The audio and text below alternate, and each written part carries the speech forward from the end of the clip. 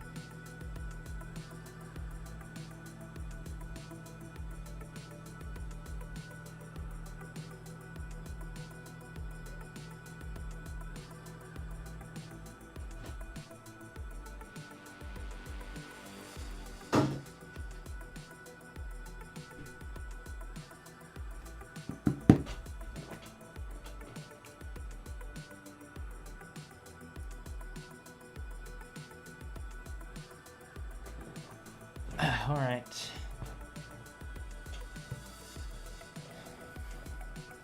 Thanks for coming, everybody. We got Robert, Dominic. Thanks for inviting some Gundam Explained people, Robert. Oh yeah, I should add Gundam Explained to my watch later. Dolpho, I'm glad you think it's a 2000s underground rave vibe. That's not specifically what I was going for when I was making the stream playlist, but I wasn't going for anything specific. I don't mind some 2000s underground rave music though.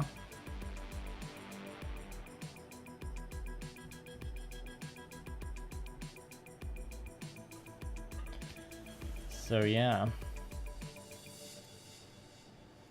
We're picking up where we left off with the last stream, where we were doing a lot of gold trim painting. And so we got 3 left. And then after that, we'll be touching up all the other base colors and then doing some basic highlighting before slopping Army Painter Strong Tone all over them. I'm not sure if we'll get there in this stream. We'll see.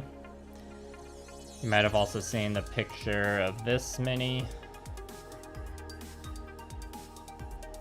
which I was just playing around with a bit the other day. I used some shifter paint, some regular metallics. This is just one of those minis that's been sitting in the backlog for a long time, like this coat of Zenithal primer I did was years old. But so maybe I'll get distracted and start blocking in some more colors on this, we'll see. Brain went to the Matrix. Sup, Elitris?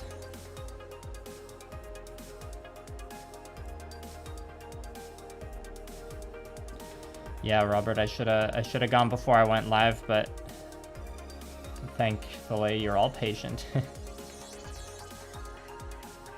Oh yeah, I mean, Dolpho, the base stream I did was like the last one I did for a while. I only restarted streaming last Friday, basically. So hopefully I'll be able to catch these on a somewhat regular basis. They aren't all going to be miniatures. I wanted to just try and get through a bit of my miniature backlog before doing the next video and stuff, but I mean, ideally the stream, I'll be doing the streams on a somewhat regular basis and, you know, rotating between projects. I'm hoping if I can get into a good habit of streaming regularly, I'll just get through the backlog of everything faster.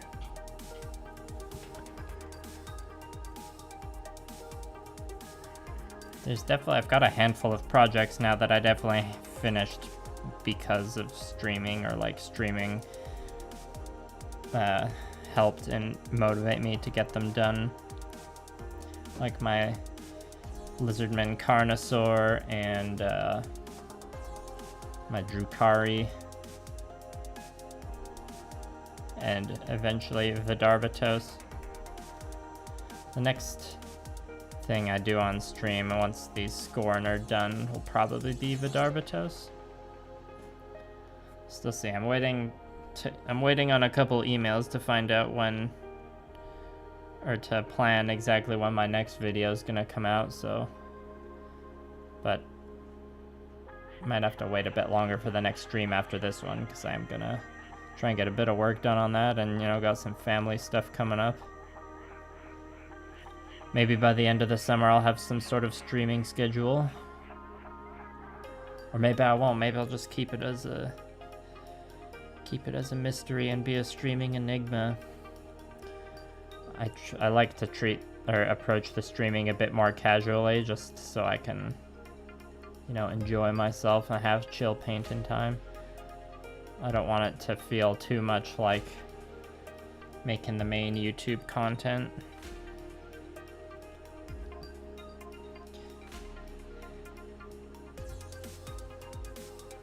Yeah, these are small miniatures, Dolpho, but they're not as small as those Gundam pilot figures. I still haven't painted any of those. That's probably one of those things I'll end up saying every stream.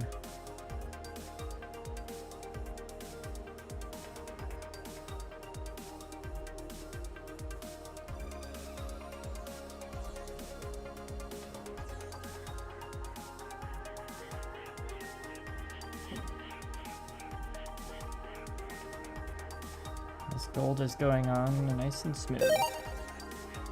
Whoa, Dolfo, $50 super chat. That's very kind of you. Thank you.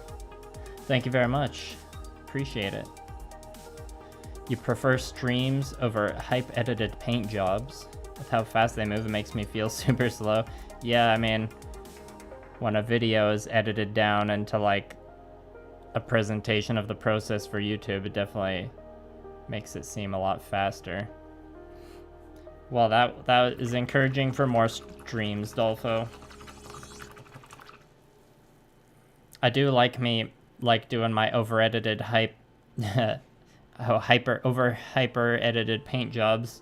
Like you say, I ain't gonna stop doing those.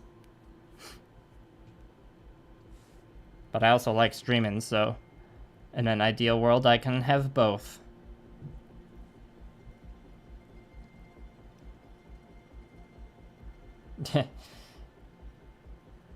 Yeah, no bots.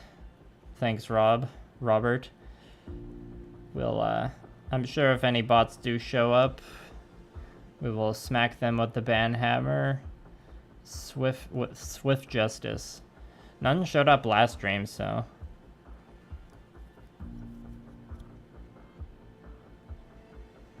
Prophet 89. Yeah, I got my first Warmachine stuff. I got the Khador Marks 1 battle box, which I still have those like big, heavy, chunky metal warjacks. And I only played like a tiny bit in Mark 1. I didn't really seriously get into it and like get into my local gaming scene until Mark 2. I played a lot of Mark 2 Signar. So then for Mark 3 I switched to Skorne. Because there's too many... I felt there was a lot of really bad matchups for Signar and Mark 2. But, I mean, the start of Mark 3 was a pretty rough launch. The game wasn't balanced well, but I think where it's at now, the game is really, really well balanced. And I was playing before the 2020 madness hit. But I definitely got a little burnt out from like the competitive scene in my meta too. It was like hard a lot of the time. I wanted to play lists with just whatever minis like I wanted to have in the list, but I would lose games all the time because everyone else was playing like competitive lists and they weren't buying models for like the ones they liked personally. They were buying models because they were like the ones that were good in the meta, which I was guilty of too sometimes, but it's just a little disheartening sometimes. But then if you go to the other spectrum with the wargaming and play like Age of Sigmar, I mean, aside from the models being overpriced, the rules, like, you know, it's too far in the opposite direction, where like Warmachine's rule set is like good and tight and competitive, where Age of Sigmar is like not, or has a history of not being well balanced. I don't actually play it. Or I haven't played it since it was Warhammer Fantasy, which is a different game, but you know what I mean. Okay, I will call you Rob. Yeah, watching YouTube, that sure is a benefit and a hindrance to me as well. I mean, when I first tried live streaming, I did it on Twitch, but I prefer doing it on YouTube for a bunch of boring reasons I don't need to get into, but it does somewhat let me do, like, I can have the live streams and the painting in one place. I mean, I don't do the thing that big YouTubers have, where you have like a second channel for live streams, just because I'm like in that small channel zone still. But it's not, I can still keep the main channel videos nice and visible and have everything look consistent if I just unlist the streams after, in case anyone wants to watch them. I feel like most people don't, but every once in a while there'll be someone who wants to catch up. It's more for like streams like the base painting stream. That's a good one to have archived if anyone wants to see like the full base painting process.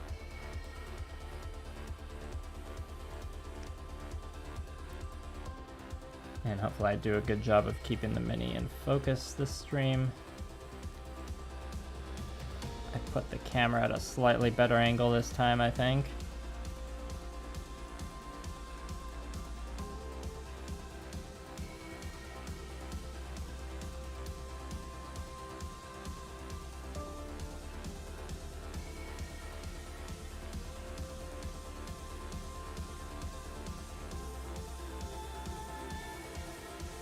Oh, hey, Little Giant Crafts. Thanks for stopping by. Hello.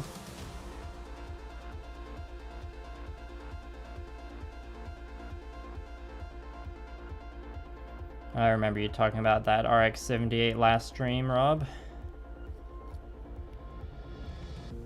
Oh yeah, Frostgrave's cool. Prophet 89. I think between Frostgrave and the Silver Bayonet, or like if I had to pick up one of those books, I'd probably be more likely to pick up the Silver Bayonet for my fantasy game.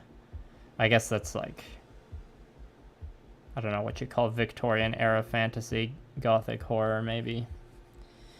Point is, there's lots of good agnostic miniatures games to choose from.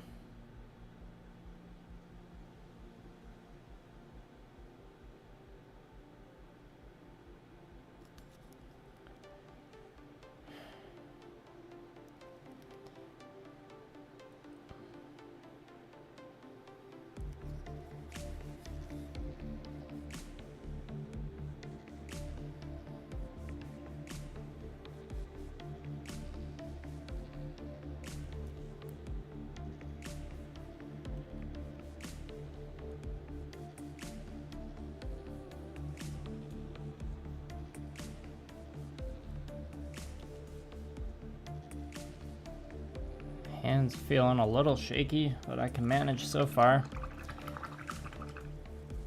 I would have cracked my Conk Zero already, but I had to pick some up from the grocery store today, so they're still cooling in the fridge, and I don't want to drink a warm Conk. You know what I'm saying?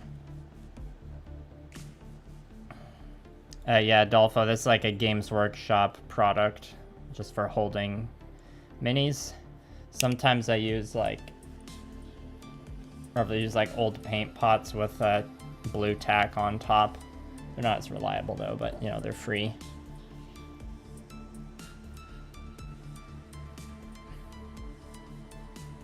Yeah, Eric, you gotta get painting. Thanks, Adam. Yeah, you should definitely give it a shot, as long as you got some patience. Yeah, the Warmachine skirmish game wasn't like really supported after the initial release. I actually have a copy of it. I don't know if I've ever played it. But Line of Sight kind of filled the void there and released Brawl Machine. So you might want to look into Brawl Machine if you don't know about Brawl Machine. They've developed a few cool games. Like there's one they're testing now called Fallen Corvus, which is kind of like Mordheim but in Warmachine.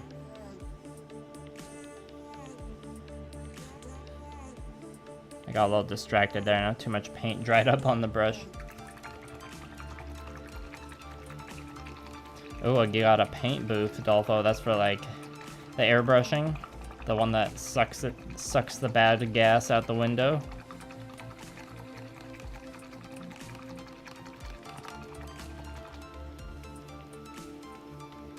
Oh, Robert, I'm painting. I can't tell them, or I can't go back and like pull up all the stats to tell them, but Robert did post a very complex mech loadout. I think it was on my Oxyotl video. Or if any of you want a good reason to rewatch the Oxyotl video, you can have some bonus content by seeing some a mech loadout that Rob shared in the comments. I don't know, was that for a game or something, Rob? Or is it just some schematics that you or a friend came up with?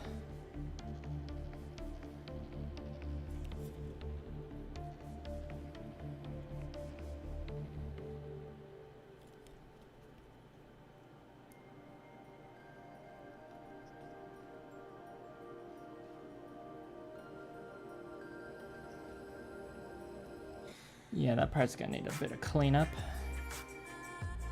Would Model Mayhem style work with a perfect grade? It's I haven't done it yet. In theory, it should work. It'll just require like, you know, painting a master grade, or the last master grade I took, or the last master grade I did took 100 hours. So I can only guess as to what a perfect grade would take, and it depends. There's so many questions involved too.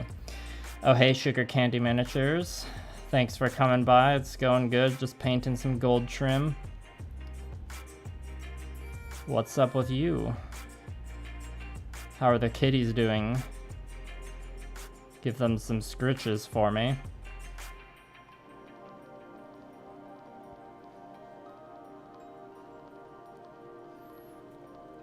Yeah, Dolfo, my spray booth is definitely... It was definitely a very impactful level up to the hobby space when I got mine.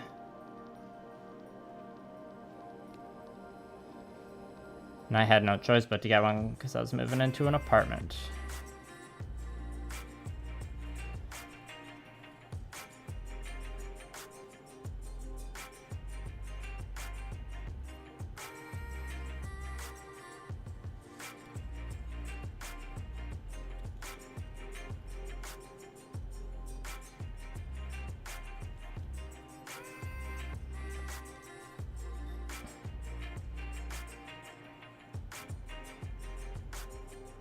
Oh, it's for a fan fiction.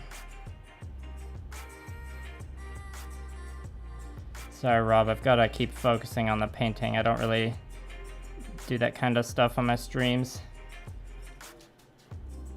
But you're welcome to like tell people where to go check it out in the chat. I can't remember off the top of my head if the streams will even like go in the chat. They might get blocked, I'm not sure. Might be mixing that up with a Twitch setting or a different setting somewhere else.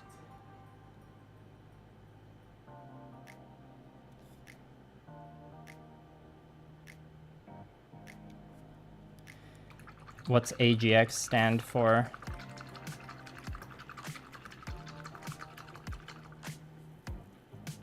Yeah, Little Giant Crafts. If I would say if I was living in a house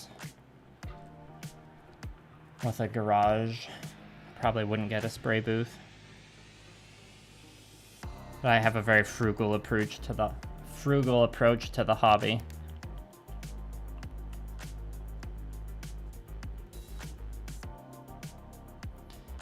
All right, thanks, Adam. Thanks for stopping by as long as you could. Good luck at work. Thanks for understanding, Rob. Yes, waiting for the basing to dry. I understand, Fiverr. I wonder what base it could be.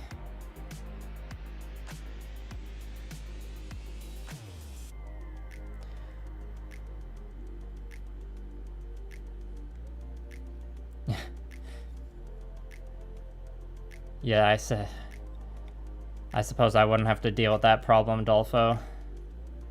100 degrees, that would lead to issues with the paint itself, let alone the sweatiness. At least I think it would. I live in like the Canadian version of Texas, so it's significantly colder.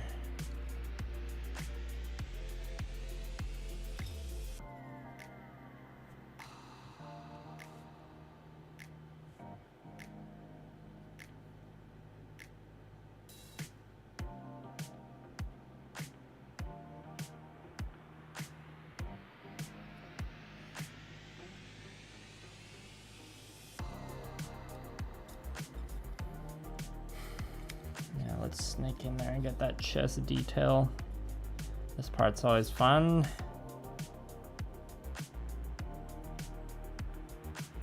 Just doing a very improvised dry brush to get that trim. Oof, lots of mistakes there.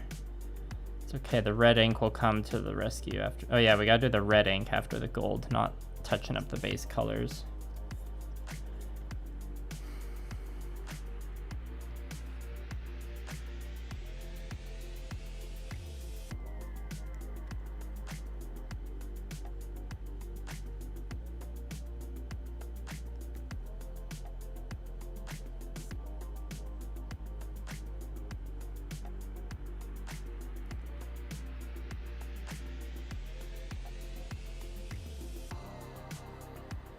You spray painted a shelf? So what happened? Were you able to do it?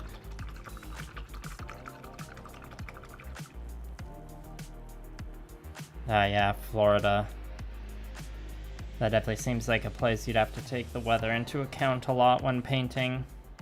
But hey, your wet palette wouldn't, or if you're using a wet palette, it wouldn't dry up as fast as it would where I am.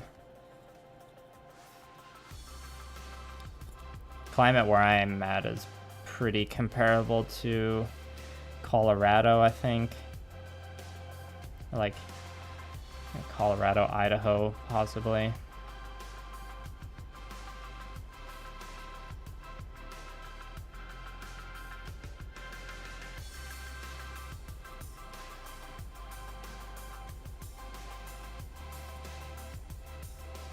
And if you get insomnia, I need to paint into the wee hours of the night. The paintbrush won't wake anyone up like an airbrush compressor will.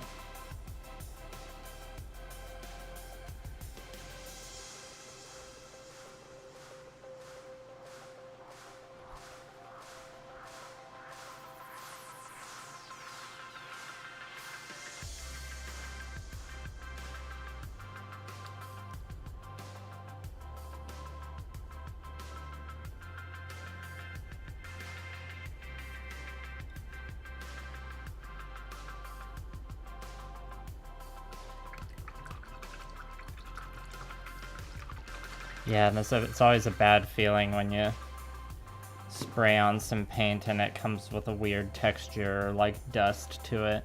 I've ruined a couple minis that way before. Well, not like ruined to the point where I totally scrap them, but...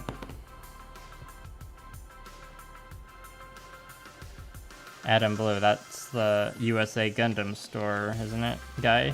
Or the guy who runs USA Gundam store?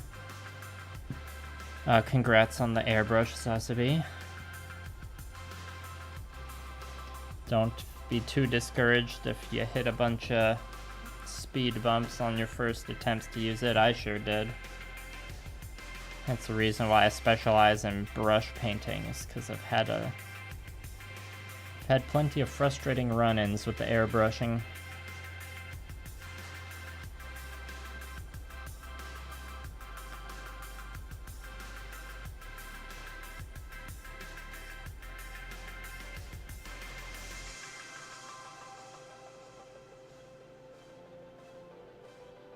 And just remember to protect your lungs, depending on what you're spraying.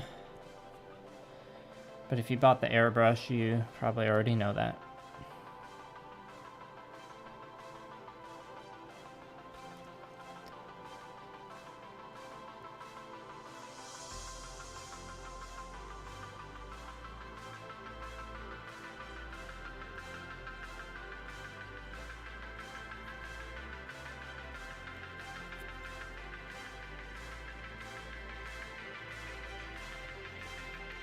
Yeah, that's totally fine too. Gundam or Gunpla builders tend to like lean more towards the airbrush, mini painters more towards the paintbrush. Although there's some, yeah, there's like, you know, mini painters that use like airbrush a lot more in their workflow than others. I guess I just don't, or I get like too impatient with like the mixing phase and the like getting smooth results without like errors of like paint sputtering out when it's not supposed to, and getting on the mini, like mixing the right ratio. I understand it. I could, you know, work at it more and get better at it.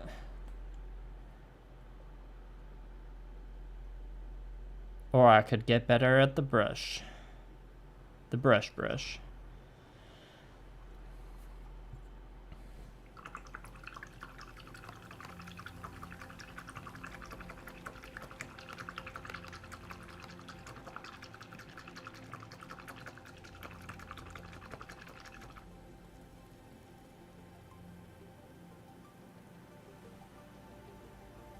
Oh, what's your Epion like, Dolfo?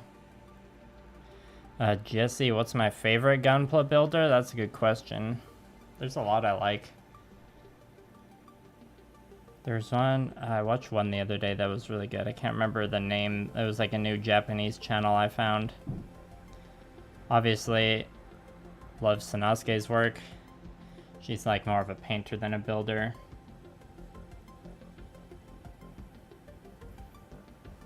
Otaku builders, probably some of my... I mean, if you saw my last video, you'll know I like Otaku builder because I did that shout out. Especially all of his like video game themed kit bashes were very impressive. S Dark's really good as well. Ray Studio, you know, he does some crazy Gundam work, and then he also can take a dead smartphone and turn it into like a cool cybernetic dragon. I'm into that stuff.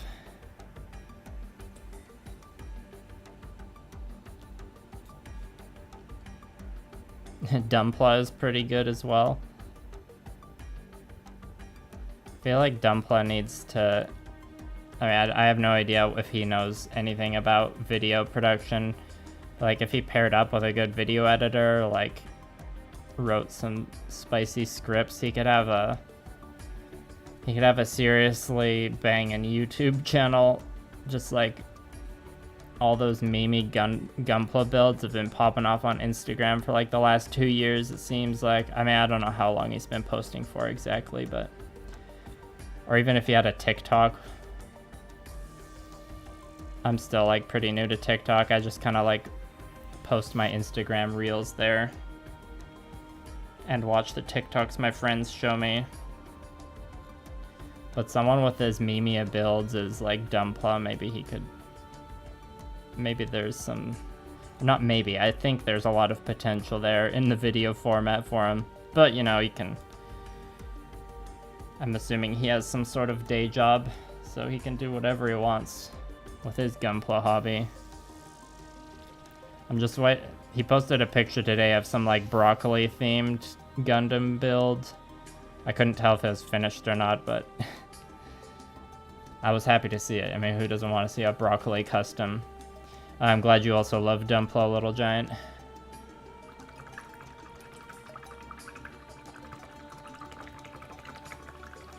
Oh, he hosts Gundam Explained, I see. I'll write that down before I forget. Any tips for taking... Oh, yeah, taking airbrush apart, that's important. 2 50-gallon tubs of Gundam kits to take. Well, you've got... Yeah, you're definitely packing the essentials there. You definitely need to bring those. Profit 89. Red candy coat, black primer, silver base, clear red.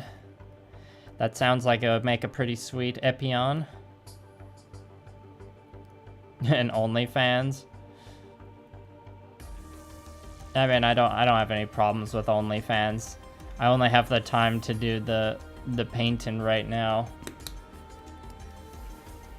I don't even know what I would do on OnlyFans. Well, I mean, I know what I could do, but I'm not going to talk about it on this YouTube stream.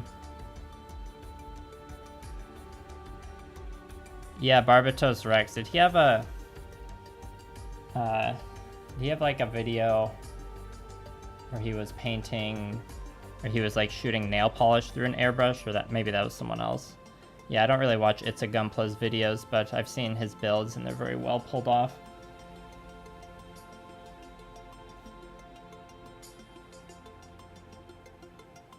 And I wrote Gundam Explained down on a piece of paper, so that'll remind me once I'm not streaming. Yeah, Jesse, maybe I need to break into that not safe for work Gunpla content.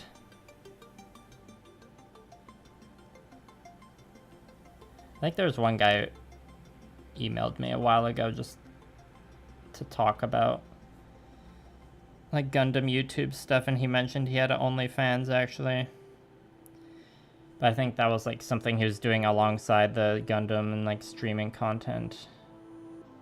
I don't know if the Gundam was connected to the OnlyFans in any way. I hope saying that word doesn't get the Stream age restricted or blocked or cause the bots to show up, lol. Okay, that's all I'll say on that question now. No more talk about that.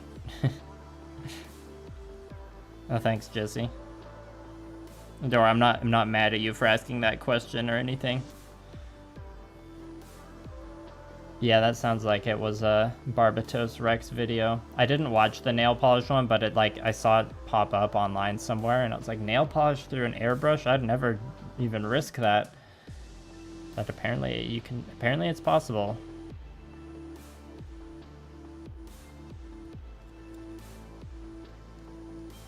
Like to use nail polish remover to thin it down.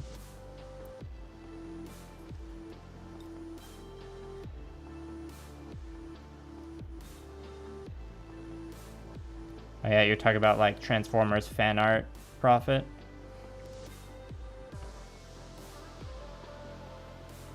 I'm sure there's like accounts for all kinds of genres of fan art like that. Well, I know for a fact there is. There's a whole industry around that. That's where the big bucks are.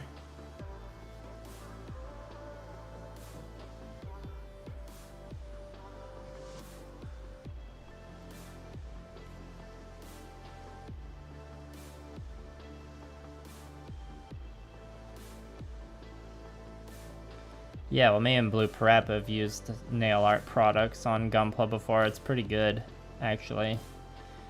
She's got plans to do, or she built Liveland's Heaven. Oh, sorry. She built Liveland's Heaven the other week, and she's got some pretty exciting nail polish customization she's gonna do. But I was talking about running nail polish stuff through the airbrush specifically. Oh yeah, I see you say it's hand painted. Alright, thanks for coming by, Little Giant Crafts. Have a good one.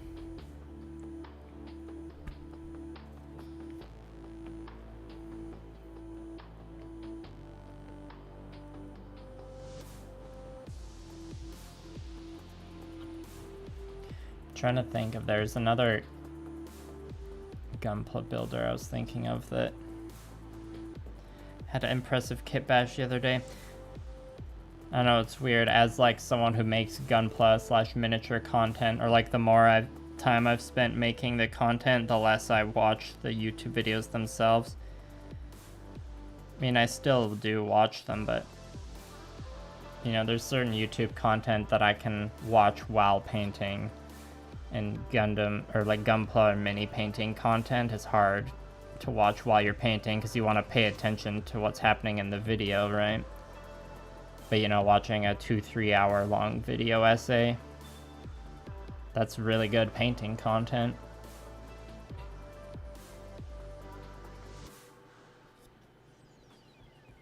Oh, and Plamo Therapist as well, definitely one of my favorites.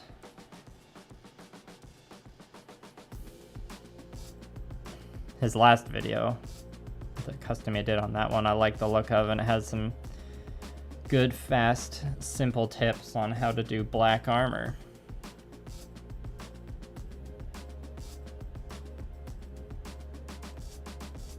But you know, with Plamo Therapist, it's more like about the content and channel as a whole that includes the Gunpla builds. Because, you know, there's lots of meaning and value in the videos themselves, as well as his builds.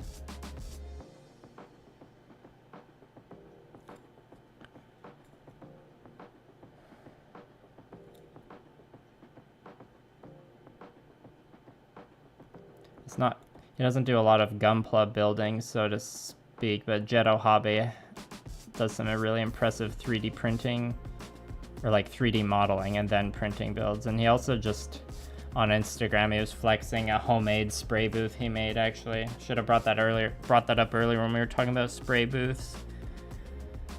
Jetto just designed his own and like got it MDF laser cut. It's real classy.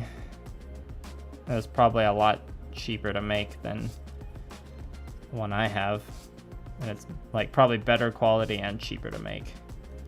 But you know, you have to, All you have to do is like completely design and model it yourself.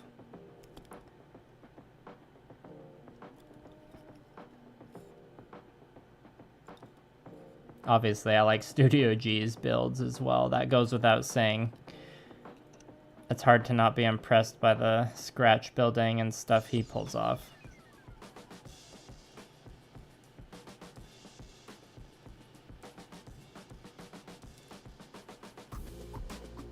This one's almost done. Just have the legs, basically.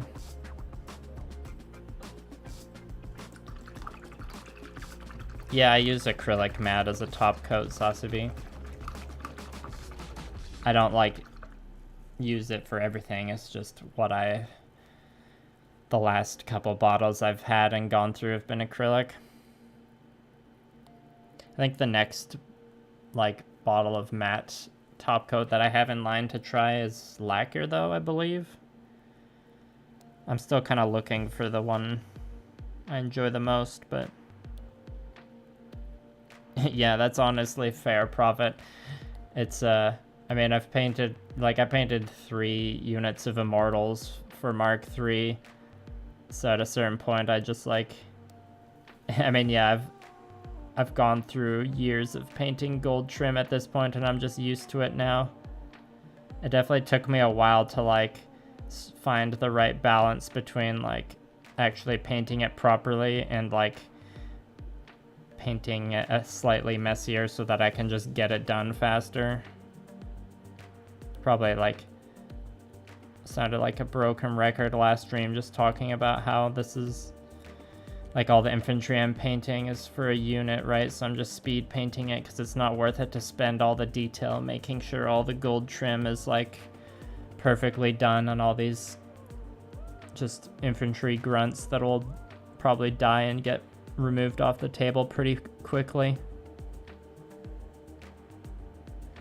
And you know, when they're sitting on display as a unit of, you know, 10 sword guys or 10 spear guys, they're gonna look impressive just from like the amount of gold trim and like the consistency of the paint job. You know, the like champion of the unit and the standard bearer and stuff, those are always the ones you put a bit more effort into, right? So those ones, you know, you display them at the front because the models are just more impressive, you know, holding a big flag or the one wearing a helmet. And the mistakes are the ones that stand in the back rows, so no one will even see them. Oh, thanks, Axel. Is your name pronounced Axel, or is it turn a Axel? That's a Gundam reference. Yeah, patience is patience is definitely something I've cultivated a lot over the years. That's helped me with my painting, but you know, even sometimes my patience runs out. Yeah, Justin is the Batman of Gunpla. Yeah, it's funny, he did an ASMR video for that Batman model kit, and then he just did the Tumblr Batmobile little diorama for it. Yeah, if I had like kept play, or like if the Panini hadn't happened in 2020, Axel, I probably would have like kept playing regularly, and I was pretty close to like being like, all right, next time there's a journeyman league or something, I'm gonna start a new faction and play Gators. Because in Mark II, I started with Signar, and then the first chance I had to do a journeyman league, I branched off into mercenaries, because I'm like, well, if I start this faction, I can use most of the models in my Signar army, so I figured I could do the same thing with the Gatormen and Skorne, because Skorne have some good lists that use Gatormen minis. Never got around to it though. That was in the pre-Gunpla days for me. Well, at that point I had 3 Gunpla kits actually. I just like built them casually as like a break from painting. And I had only watched a couple Gundam shows at that point. I was like, these are just a nice break from painting minis because I don't have to paint them. And then here I am doing a YouTube channel where I spend 100 hours painting just one of them. Funny how things turn out.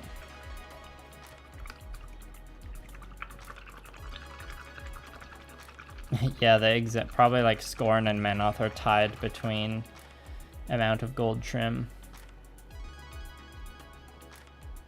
Yeah, Zasabi, like you can even put lacquer over top of acrylic, but the like whatever the paint layer that you're putting stuff on top of is, you have to make sure it's like fully cured, or else bad things will happen. I mean, generally it always makes, or usually makes sense to put the stronger paint like the lacquers on, and then acrylic, or like it's easier to put acrylic on top of lacquer than it is to put lacquer on top of acrylic, but in theory it'll work fine as long as everything's cured.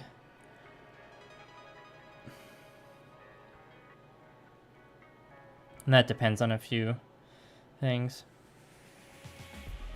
There are, or Prophet 89, I remember listening to a podcast once that was talking about like Menoth speed painting, and the guy, he would like spray can, like prime his Menoth army gold. So he would like get all the trim done at the priming stage and then just fill in the colors around the trim. So I think that's if you want like maybe arguably the most efficient way to paint gold trim, it might be that. You like spray on all the metallic and then fill in the colors around it, which is still tedious in the sense that you have to like make sure you don't mess up the trim, but even if you do, that's probably, and have to go back and clean it up, that's still probably faster than doing the colors first. But you know, painting non-metallic colors over top of like a shiny gold coat, you might have to do an extra layer depending on the paint. That sucks when the players move away, Axel. Yeah, Gunpla doesn't have as much as like the community angle as tabletop war games does, or like the meetups generally don't happen as often as they do with games.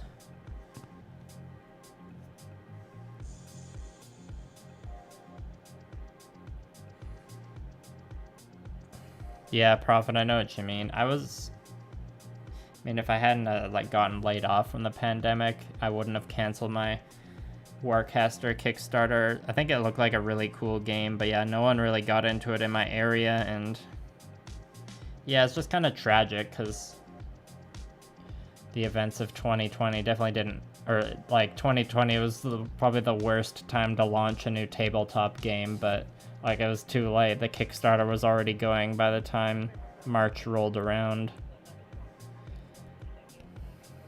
But hopefully Privateer Press is like finding enough success with their RPG products and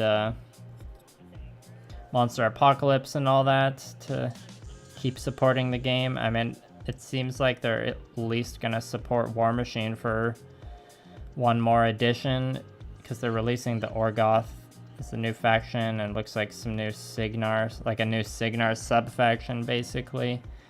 So maybe there'll be a fancy new Orgoth Signar starter set, and they'll do another push to like get stuff into retail stores, because I believe they confirmed that they're not doing a Kickstarter for the Orgoth stuff, which is good news.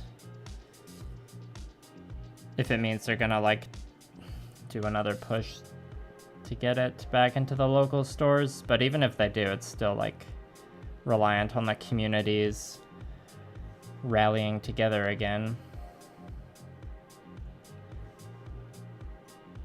If I can spare the time from all the YouTube work, maybe I can join them. I don't actually, like, in my opinion, I don't really know whether there'll be a Mark IV Warmachine or whether they'll just keep doing dynamic updates for Mark III. I'd be fine with either, really, but yeah, it's definitely been suffering from that, a bit of player bleed for the last few years. Some of it due to Privateer Press's actions, but a lot of it not. And yeah, it's like you said, these things happen in waves a lot of the time, because it's natural. Like, if people get really competitive with a game and play a lot of it, like, eventually a lot of them are going to burn out and want to move on to something else. Like, that's not a Warmachine exclusive problem.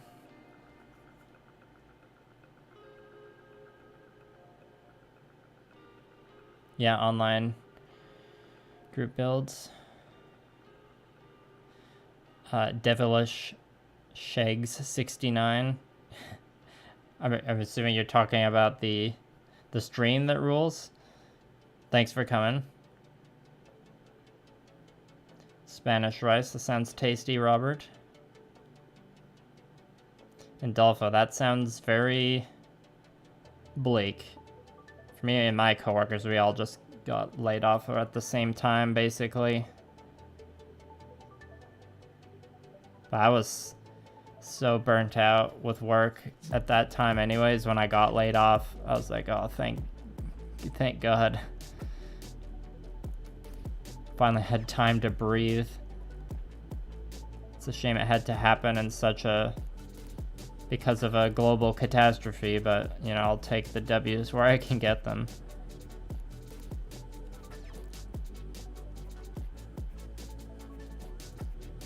And you know, that disruption eventually led to me starting the YouTube channel about half a year later.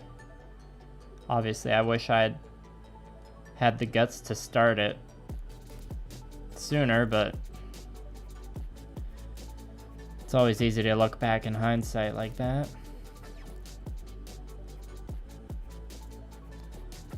Okay, I think, oh, we just gotta get under the leg there. Okay, well, doing the gold trim on this took about like 30 to 40 minutes. So I've got maybe an hour and 20 minutes of gold left since I got 2 more. Oof, retail through the thick of that at an essential place that didn't close, I take it. Oh yeah, Sausaby, sorry, I forgot to, yeah, I'm glad we're all past it too, Dolpho. Yeah, Sausaby, sorry, I forgot to answer your question earlier about airbrushing, cleaning. I think out of all, like, I watched a lot of tutorials about it.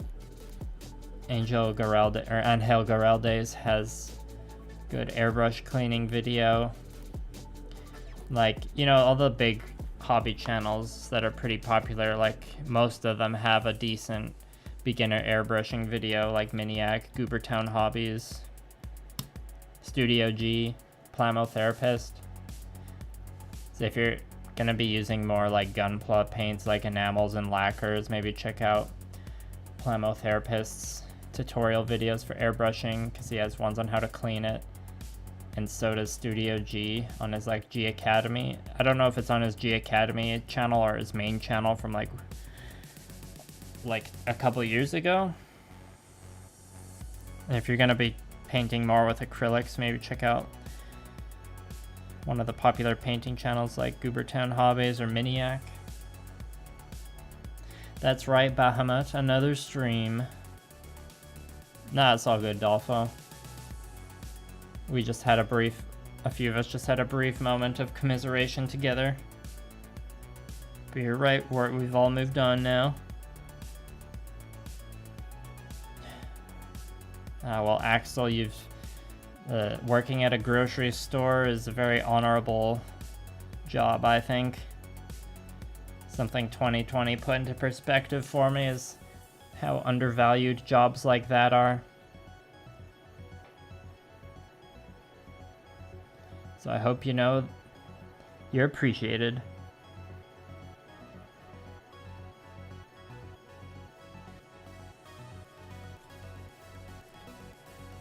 And yes, Sausaby, clogging is the worst part of airbrushing.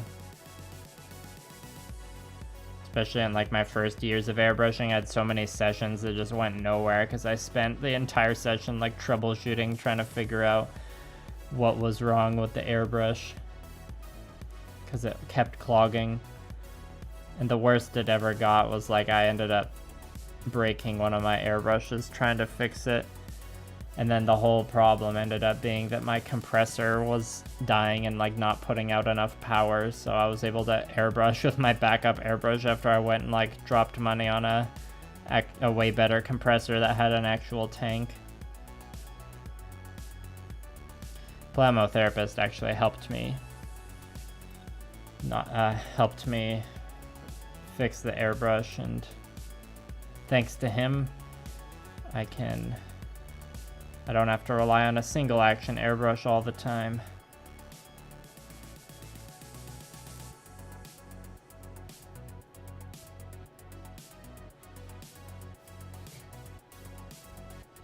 See ya, Prophet 89.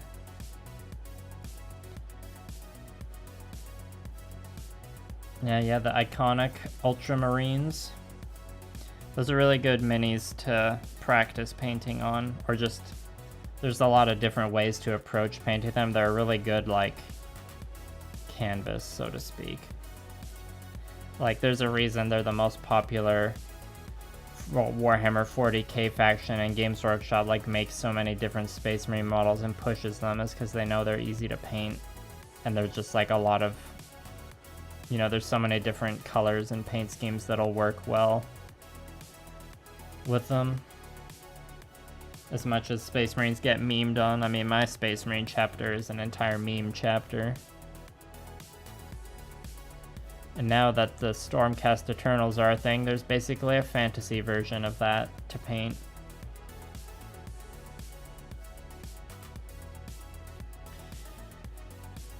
Yeah, Axel, that's the thing that holds that's the main thing that holds a lot of people back with airbrushing. It held me back for a while. That and a combination of it just being intimidating. So I keep touching my nose because it's itchy.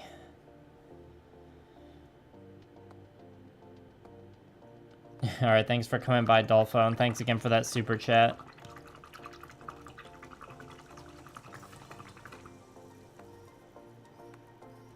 Hope to catch you at the next one. An edgy Dark Angels teen. Yeah, you gotta love the Space Marines in power armor that put on their hoods. I liked the Dark Angels too. Or like when I was a kid, you know, in my first exposures to Space Marines, thinking about what chapters I would pick, the Dark Angels seemed pretty cool because, you know, they got the Deathwing and the Raven Wing. That's what the fast attack one's called, the Raven Wing, right?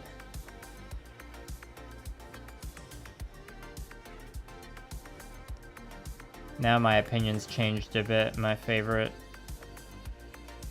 is a different green Space Marine chapter, the Salamanders. I mean, if I have a favorite Space Marine Legion, I like the other races in 40k a bit more. If I was like playing the Horus Heresy, I would either do, or if I got like that Horus Heresy box set, I would either do Salamanders, or if I wanted to be Heretics, I'd do the Emperor's Children probably, and that's mostly just because out of all the Chaos Gods, I like Slanesh. Make jokes about that if you wish. Ah, nice.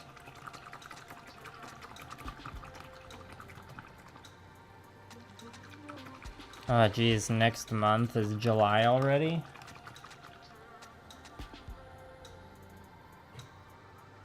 Oh, it's not, it's over a week away still. I probably won't be streaming then, Rob, so happy early birthday. Yeah, I know Nolzur's Marvelous Miniatures. I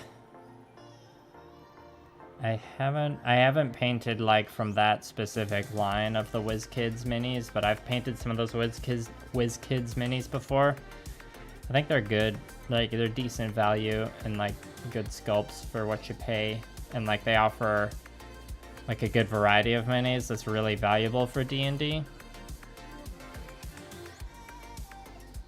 To say, I'd definitely recommend them for D&D minis. There aren't that many, like for the longest time there wasn't really a good easy way to get like Gnome or Dragonborn or Tiefling minis. There are like really limited options, but now thanks to those WizKids D&D minis, there's a lot more options if you want like a mini, if you're playing a Gnome or Tiefling, or even now they've got Goliaths, and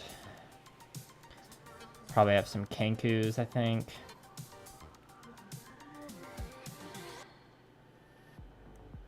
And yeah, they've got a lot of monsters too. If you're trying to decide between those ones and the Reaper Bones ones, I'd say the WizKids ones probably have better sculpts. Although there are, like, I haven't really seen much of the newer Reaper Bones minis where I think they've changed the way they're producing them, and so they have better sculpts and like better quality plastic now.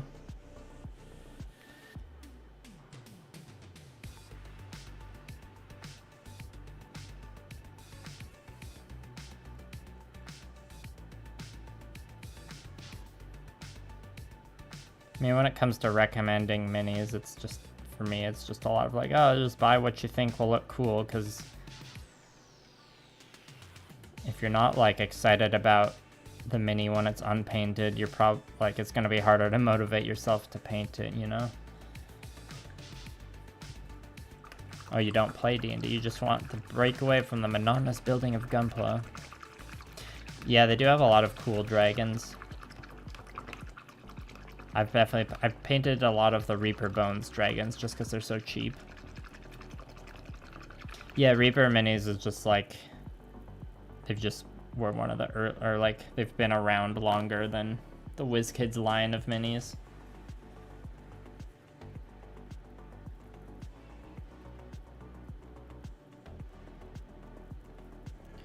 I don't know if you already have acrylic paints and brushes and stuff, Bahamut, but I think like Reaper minis and probably like, it's like probably an Army Painter collaboration set with WizKids.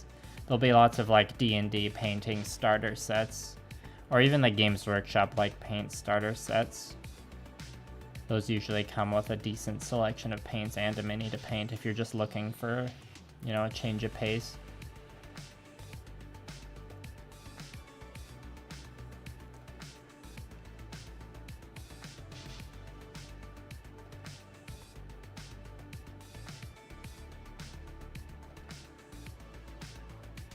Yeah, I like Reaper minis if I want like really cheap minis, but I don't go for Reaper minis if I'm looking for good high quality sculpts.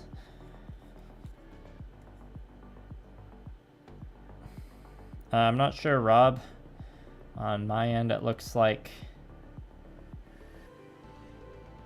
I can see everyone, so it must be something on your end.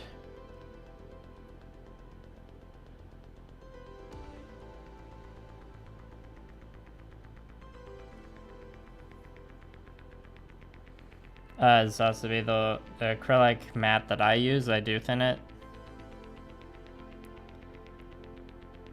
And that's just because it's the one I've been using lately is the Army Painter matte varnish, and it comes in like a regular size paint dropper bottle like this, so it definitely needs to be thin to go through the airbrush. And usually I use my less precise single action airbrush if I'm using the varnish, because it's just a lot easier to clean. You know, varnish is more intense than just regular acrylic paint. And sometimes I'm being lazy though, and I just also use the dual action airbrush for the varnish. You know, lots of people do it, it's totally doable.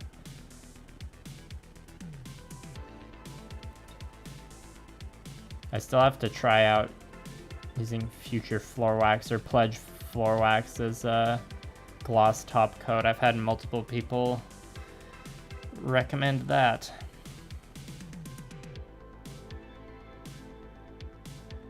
And yeah, Motoroids, I've heard of those.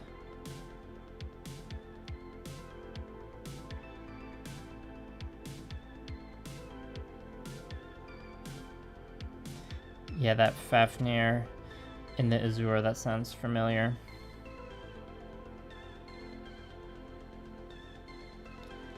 Yeah, it seems like, I think if I had to take a guess, it seems like the miniature painting world, or the world of miniatures, is like a bit bigger than the world of Gunpla or like mecha modeling in general.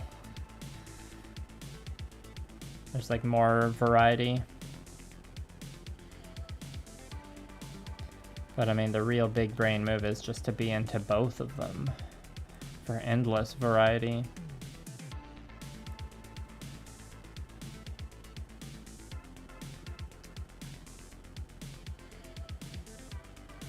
Yeah, and Bandai, they've got like probably the biggest,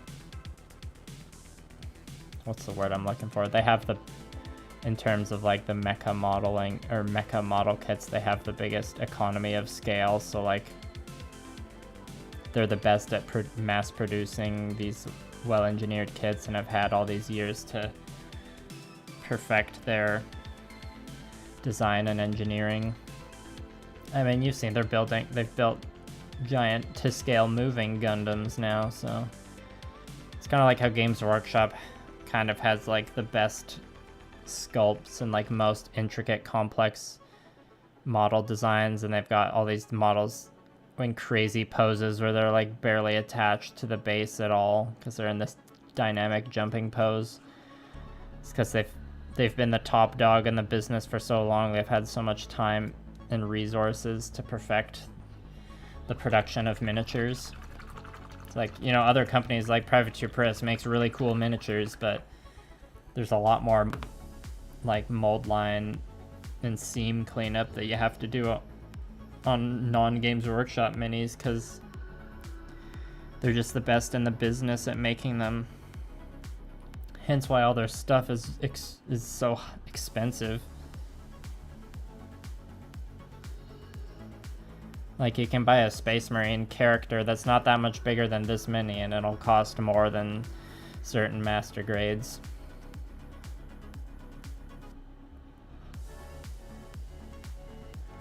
But, you know, those intricate skull details all across the Space Marine's armor are gonna be extra crisp. And he'll have a random, like, servo skull floating on a thin wire above his head or something. And man, don't get me started on the difficulties of transporting minis like that. I don't know how it took the community so long to come up.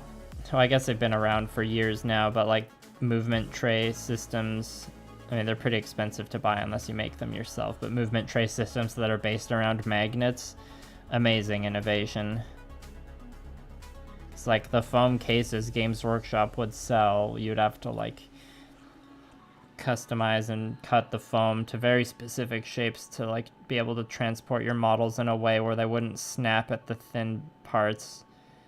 And even, oh sorry, I bumped the mic there. And even then I've still broken many models over the years just from like putting them in foam transport and taking them to the game store.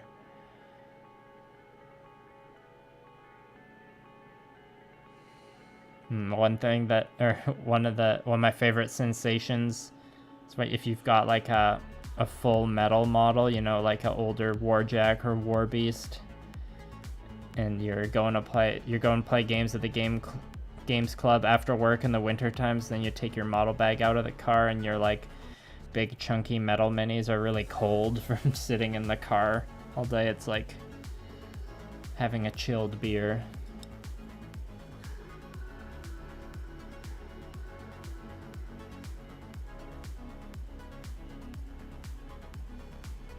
I've been getting Blue Parappa into playing Warmachine and Hordes. And I was explaining, or I was like showing her just the good heft of a fully metal Warbeast or Warjack model, and she immediately got it. She's like, oh yeah, it just feels so chunky. I don't remember if that's exactly what she said, but you know what I mean.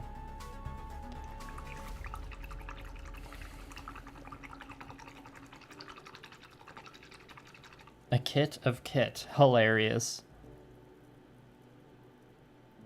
Space submarines, those sound cool. Well, Bahamut, that just seems like an excuse to try some LEDs. Which I can barely do.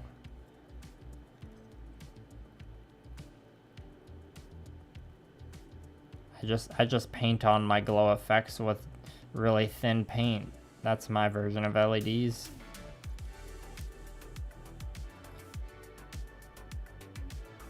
Yeah, Space Battleship Yamato's that's a good classic design.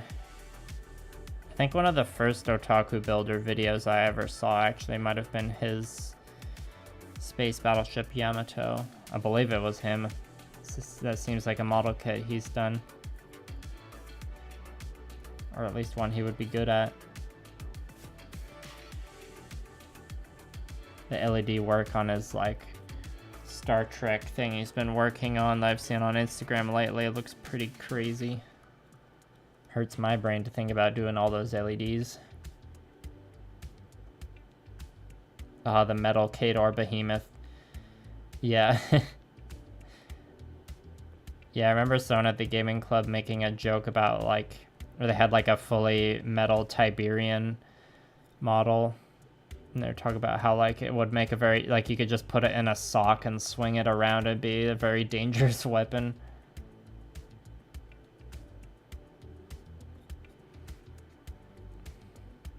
Yeah, a lot of those older like character jacks like Behemoth have been updated with new sculpts now, and they aren't as hefty because they're a mix of resin and metal now.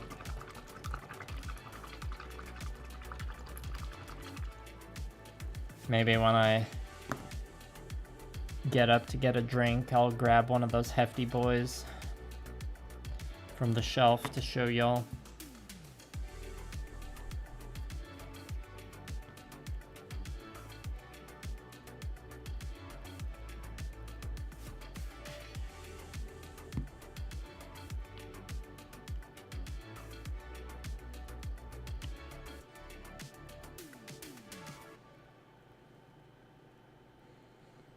$11. That's like 2 Games Workshop paints, almost.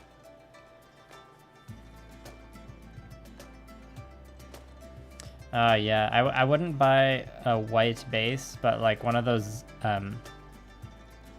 Xeon ships. I really like the designs of those. I would buy one. I mean, I've seen some kits of those, but yeah, there hasn't been any, like, you know, real grade level detail ones or whatever. Maybe that's something we'll get eventually. Yeah, my bronze, I have the Bronzeback Titan, but it was like, it wasn't an updated sculpt, but they updated the manufacturing of it, so the body is resin and the arms are metal. I think I had to counterweight the base a little bit because it was too front heavy. And yeah, that was always kind of the joke with those Skorne Titan models, is their tusks stick too far forwards. You can never like place them properly. I mean, on my Bronzeback, not my Bronzeback, on my like standard Titan, like the Gladiator, Cannoneer, Sentry kit, I magnetized mine so I could like have them in different loadouts. And then I magnetize the heads on those. So I don't have to like butt charge to get the base in the right place. I can just remove the tusks so they're not out in the way. Well, remove the whole head. So, you know, it looks a little cursed, but at least it's not facing backwards.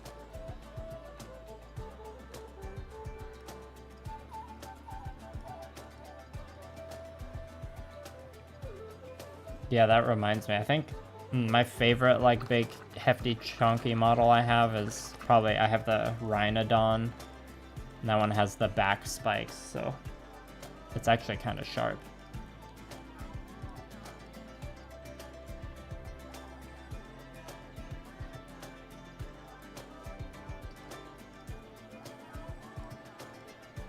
Yeah, Bandai should make more starships. Starships are pretty cool. Making one, I wouldn't build a colony model kit, but I'd build one of the, like, you know, space battleships.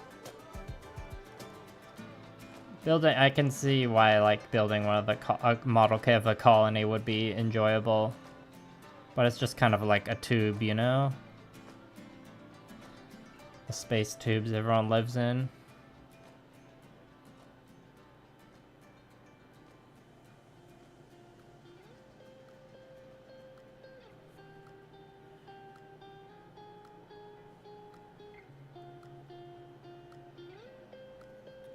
Well, the camera's being a little jittery. Hopefully that's just what my monitor looks like and it's not translating to the stream. Oh, it looks like it is a little bit.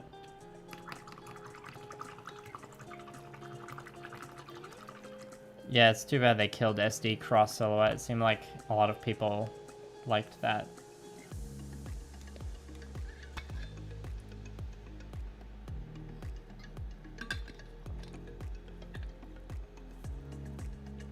Good old Deep Space Nine. Yeah, that jitteriness is still happening.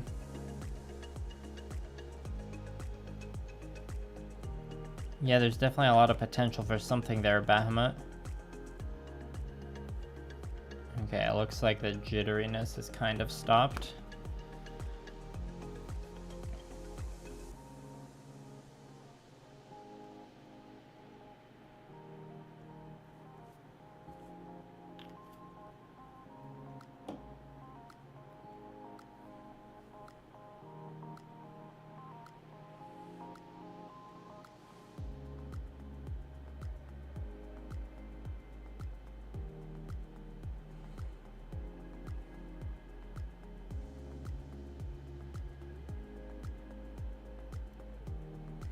Do any of you know if there are ever model kits for Knights of Sidonia?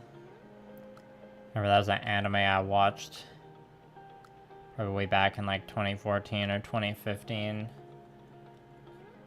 It was like, as a show, it had a couple kind of cringy anime moments, but it had some cool mech designs. What'd you miss, Cyber Scorpio 94? You know, just some more gold edge highlighting and talk. I've been rambling a lot about Warmachine and Hordes, talking about why, or we've been talking about why we think Bandai should build more spaceships. Yeah, Knights of Sidonia is it was like an all CGI show. It might have been a Netflix anime, or like I watched it on Netflix. I can't remember if it was a Netflix exclusive. That was pretty, like that was a while ago, so that might have been before there were too many of those.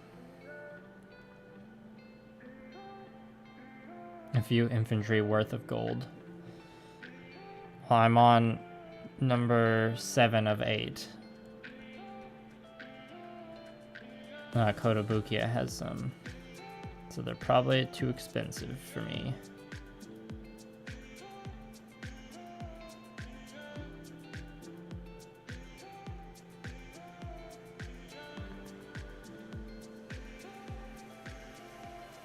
Trying to think of what other mecha shows are deserving of model kits.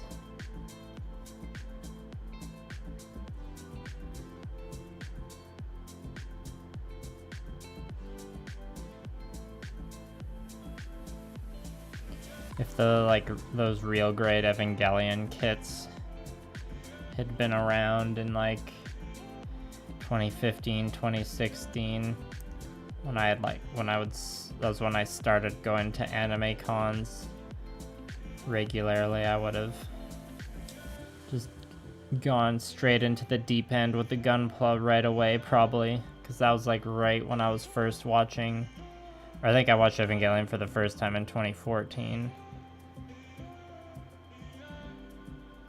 And I think I remember going to the anime con that year and like seeing all the Gunpla for sale and asking the person if there was any non-Gunpla model kits. And they gave me kind of a weird look.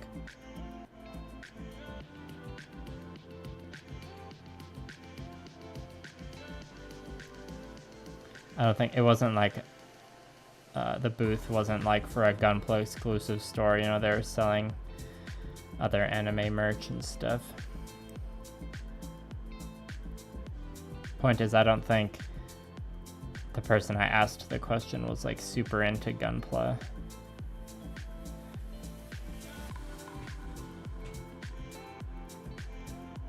Yukimori, I remember that. 55. Lower than I thought.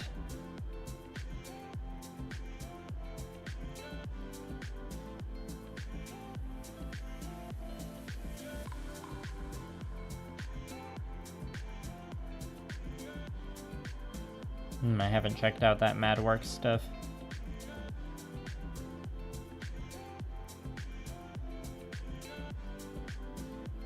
Are those like conversion kits or like full-on resin garage kits?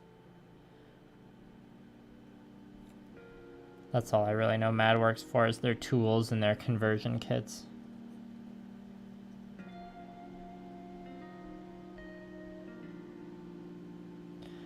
Are the 86 Juggernaut kits the ones that look like bugs?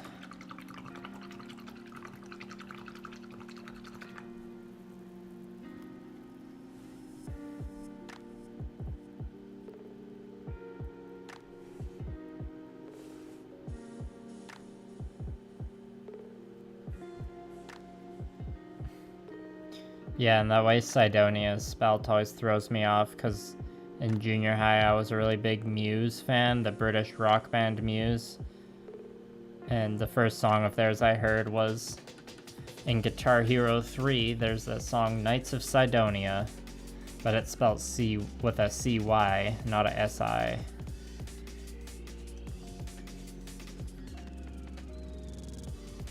That was back when I wanted to be a rock star.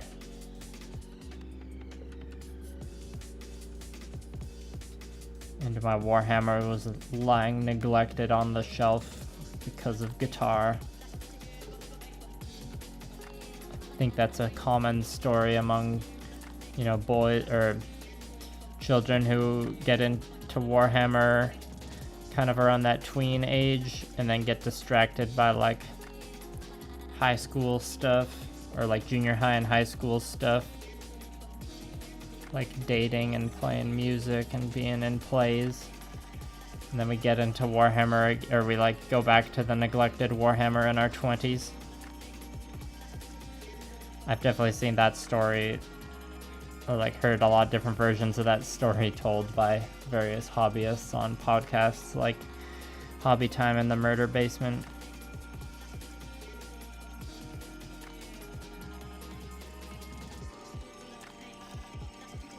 If only I had known back then.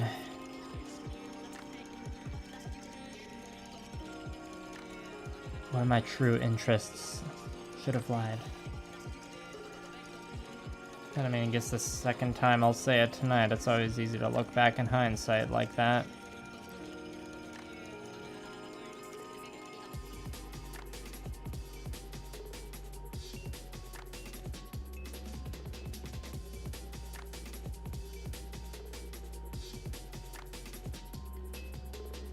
At least a lot of these models have the gold trim on their chest mostly obscured, because it sure is tricky to paint.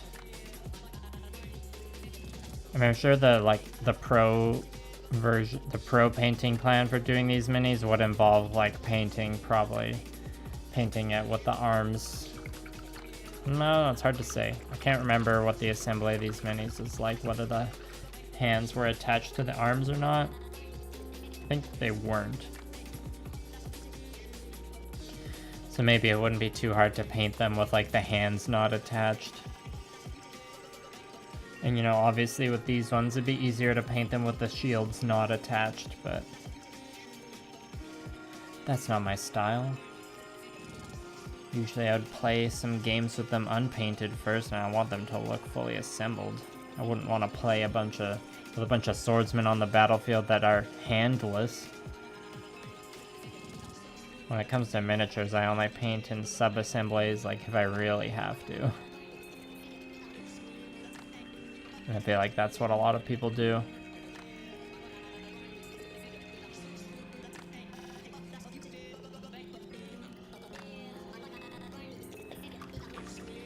The distraction was tabletop RPGs. Interesting. Usually it's the other way around. I tried to get into tabletop RPGs in junior high. Like, none of my friends really, like, or I only had one friend that had enough commitment to it to, like, actually get a game going, but, you know, there was only 2 of us, so the D&D could only get so far. Yeah, those metal build Gundam wings look cool. I don't buy the metal build kits. I just appreciate them from a distance. So I always like I'm more excited about announcements that announce model kits, but those metal build kits are a pretty cool product.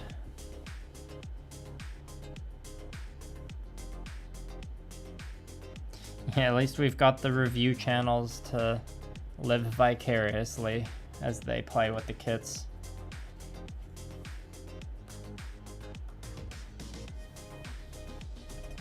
Yeah, metal build, it's definitely in that bougie price range. Like the step up above that is just paying someone to paint your kit for you, or like commissioning someone.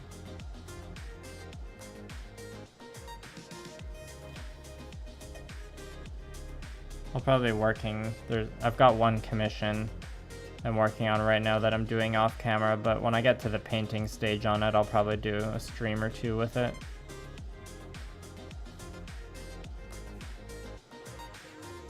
That one's only been revealed for patrons, though. And I actually shot I was taking some pictures and video of all the Gamma Wolves models next to each other today. They're looking fab. So if any patrons are here, or if anyone's interested in the Patreon, there'll be some new wallpapers up there soon.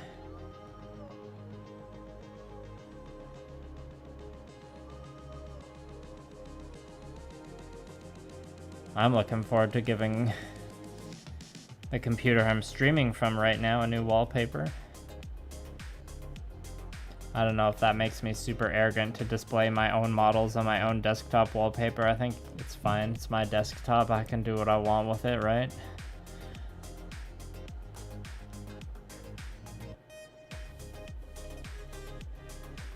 The display shelf is in the other room, so might as well display them in some way in here too.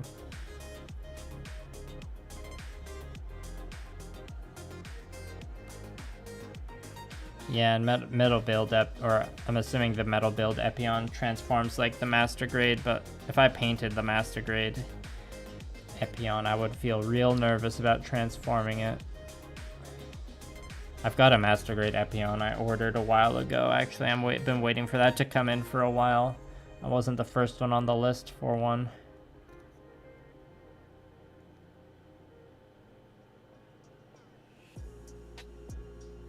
That's why I like the Tallgeese 3, because it's got a bit of both. A bit of Epion and a bit of Tallgeese.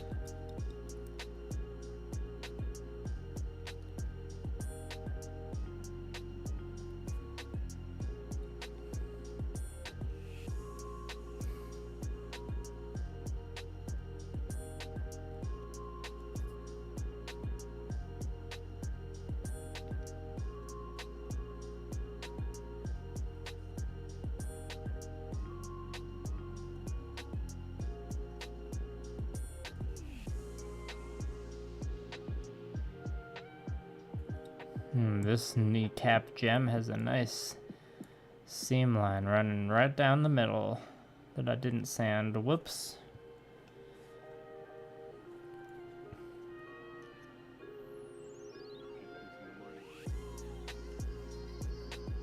I don't know what's more of a bane to my existence, the sanding or just dust in general, but it's a never-ending battle with those.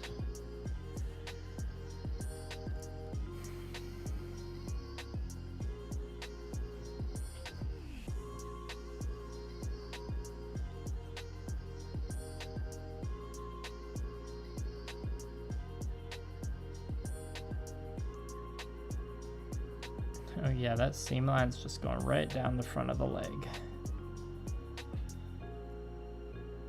I think...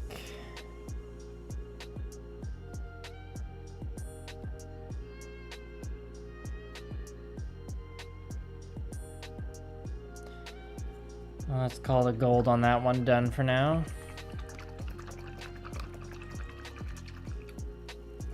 Yeah, Axel, I'm trying to like lock down a date to play some Gamma Wolves with my friends right now as well. It's been a while. It's been like a year since I read the rulebook, so I gotta reread it. I'm also gotta Gotta make Blue Parappa play it with me.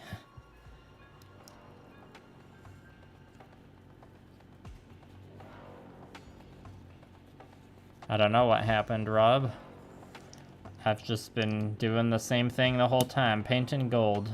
We're on to the last... We're on to number 8 of 8 for this first round of gold... gold base coating, I guess. It only really needs one base coat, but after I finish touching up all the non-gold colors, I'll definitely have to touch up a few areas of gold, especially after the red ink. Should get that bottle up next. Needs to be shaken a bit, but red ink will be the next stage. And it's definitely one of the techniques I came up with when I started painting Skorne to like make the gold and red armor not take as long. One of my hobby hacks, you could say.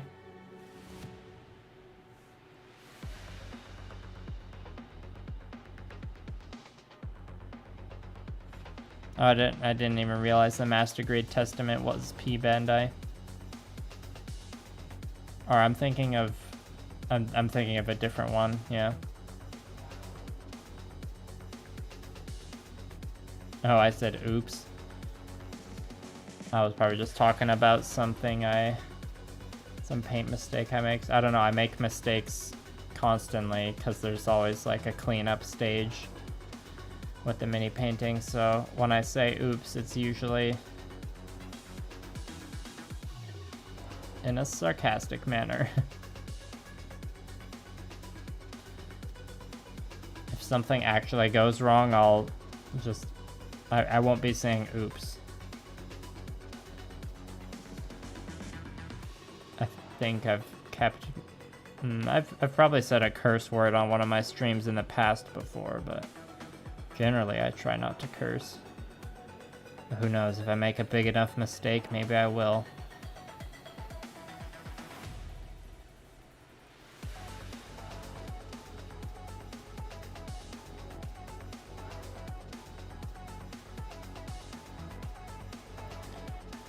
Oh yeah, Cyber Scorpio, and I got an air purifier running, and when I do sand, this year I've been doing more wet sanding to get around that dust issue. It's more just that, like, no matter what I do, sometimes the dust always comes back, you know? I mean, that's how dust works, so most of it's just dead skin flakes, and those are just constantly falling off my body, along with, like, you know, beard hairs and stuff.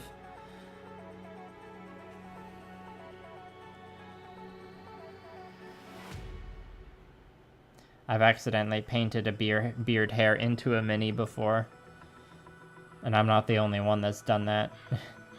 This guy in the brush coven called Demat, or I like made a comment about painting a beard hair into a mini once, and he was like, I call those DNA savers, or DNA vaults.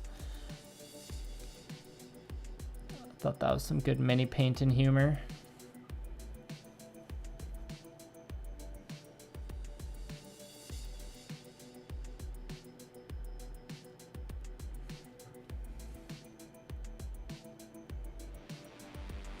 If I can ever move to like a larger place of living,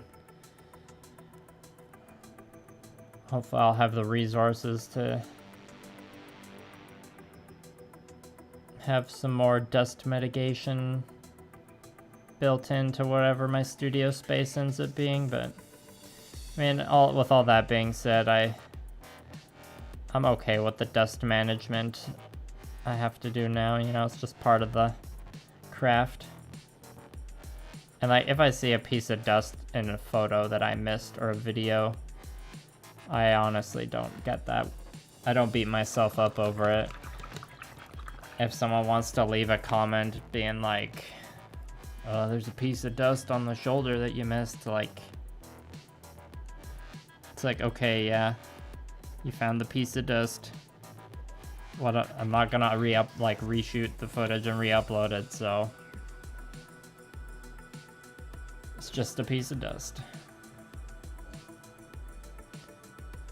Can't remember if I edge highlighted the gold on this or not. Clearly some part of my brain wants to be distracted by painting that, but I gotta finish this gold first. Could at least finish the metallic stage, because when I'm done painting all the metallics for now, I'll definitely have to change the water, because right now we got some like Goldschlager, like Mountain Dew swamp water going on. I don't know if you can see on stream how sparkly the water is.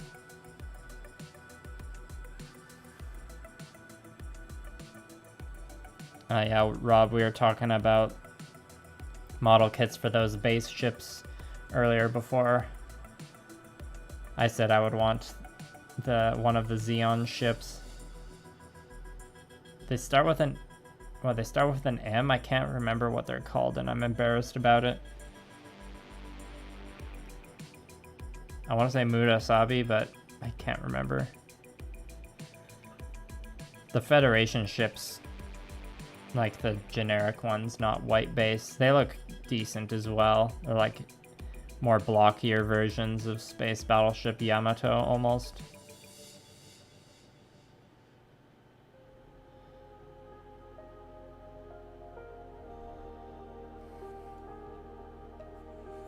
Yeah, and the one from Seed definitely looks like what the Gundam Seed version of white base would look like.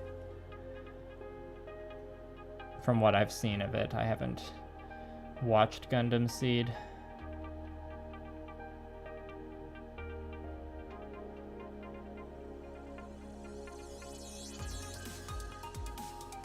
It's probably more likely for me to watch Gundam 00 before I watch Seed. Or rewatch Iron-Blooded Orphans.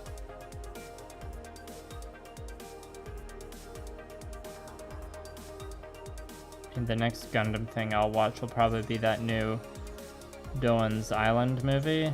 You know, as soon as there's a proper way for me to watch it in North America. I don't know when that's gonna happen, but if it happened with Hathaway's Flash, hopefully it'll happen with Doan's Island. Musai, yeah, I was close. I was getting it mixed up with the the Japanese word for purple, Murasaki. Yeah, Musai, that sounds like the one I'm thinking of. Yeah, I mean, Gundam names are their own special brand of uniqueness. My favorite ones lately was from Hathaway's Flash. The guy piloting is it the Penelope, I think? Not the she. Ace pilot, Lane Aim.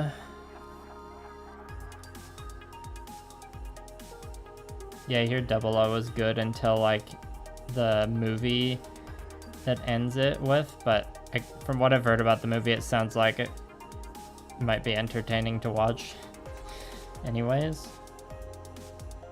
No spoilers.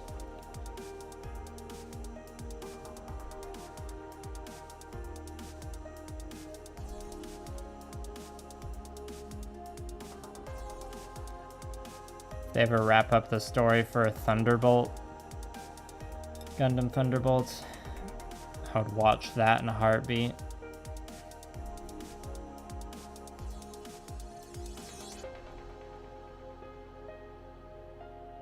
Yeah.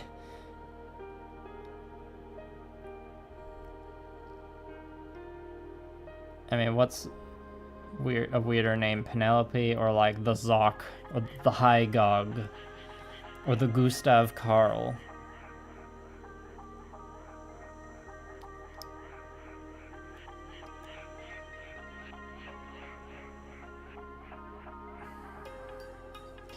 Good to hear, Ethan.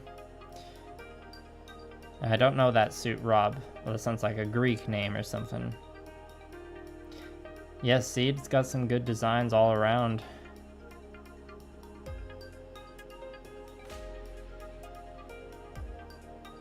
It seems like that Gundam Seed as an entity has like only stuck this far just because of how strong its mechanical designs are. That and like nostalgia for the people who watched it when it came out. Or watched it when they're at an impressionable age, perhaps. You know, we've all got that one show.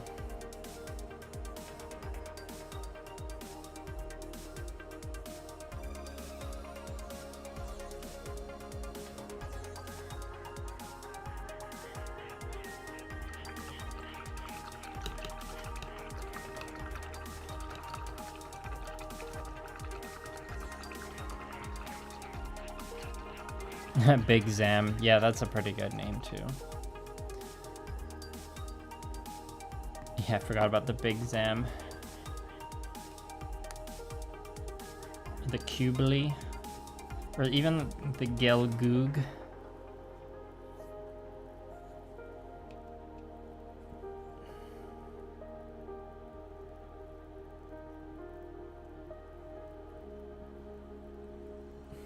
Oh, I see what you mean, Rob.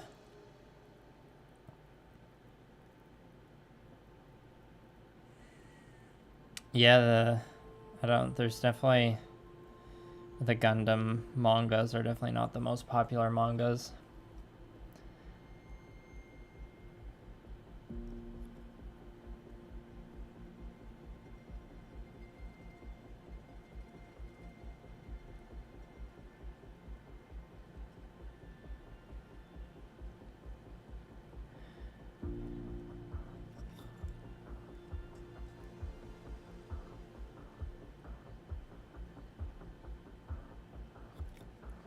Yeah, I mean, Elytras, there's definitely shows I know that are very flawed that I watched in my 20s that I have always been an apologist for. Nothing to be ashamed about.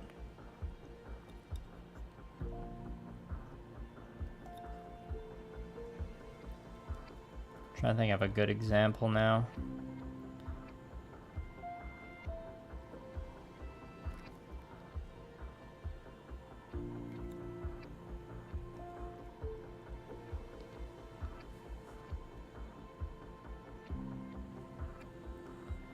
Or I find that happens a lot with like older YouTube content. I'll like remember YouTube videos that like slapped when I was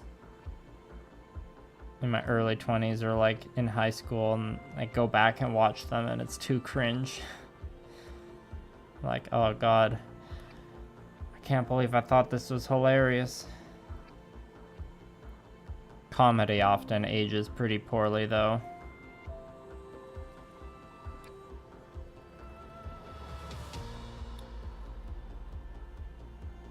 No, that's not Bahamut. That description matches a decent amount of chain bookstores I've been into in my area. And just manga shopping in general. It's like, oh, they got volume 1 and volume 17. Although it's rare for them to have volume 1. Usually it's like, oh yeah, we've got the whole collection, volume 3, 7, and 13.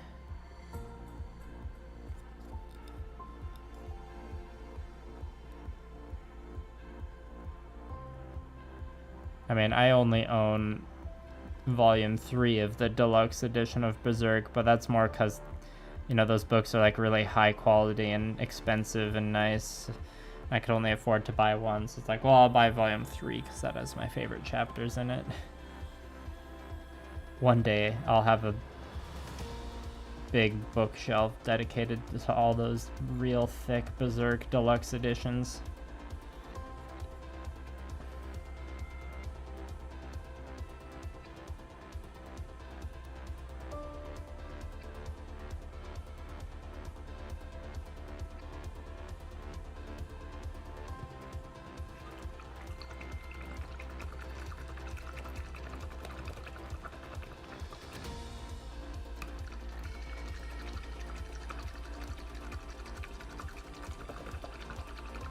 Yeah, Gundam Wing. Gundam Wing is like another show that's like success and like strength over the years has just been from its like iconic mech designs. Like me and Blue Parappa, we think we watched to like maybe episode 30 of Gundam Wing, or like 25 or something. It was a fun show to like watch and poke fun at sometimes. But yeah, the designs are timeless. The OP is timeless. And Rob, I think I watched episode 1 of Knights and Magic when I came out, but it wasn't for me. It's definitely a cool concept though, like fantasy mechs powered by magic. Yeah, that Real Great God Gundam release date getting pushed back is sad, but I would rather they push it back than rush it out, you know? You know, they've shown enough of it to know that we'll definitely get it eventually. Like, I'd rather Bandai just... It's like the same way I feel about video game developers. Like, I got salty about Total War Warhammer 3 because it basically was, in the state it was released, it might as well have been an early access game because they rushed it out really quickly. And like, in hindsight, I would have rather, like, even though I paid the pre-order price, I would have rather they like delayed the game's release to like give it the proper amount of time it works on, or to work on it. But that happens at a lot of game studios, unfortunately. So I feel a lot less inclined to pre-order any game these days, and to get a little irked every time I see, like, every time I see early access just getting pushed. Or there was a Warhammer game that got announced at like the Skulls Festival a couple weeks ago, and like the game was in alpha or like pre-alpha or something, but pre-orders were already open. I'm like, it's not even at closed beta or early access and you're already telling people to spend money on it. It's like, no one fall for it, don't do it. And I've come to realize now that like pre-order DLC is kind of a shady practice. Like encouraging people to pre-order the game and then releasing a game that is not completed. Probably another reason why Elden Ring was such a smash hit. It's like they released the game and it was clearly a game that had the proper amount of like development time and was released in more or less a completed state, and it was great and lots of people loved it and still love it. It's just a good time.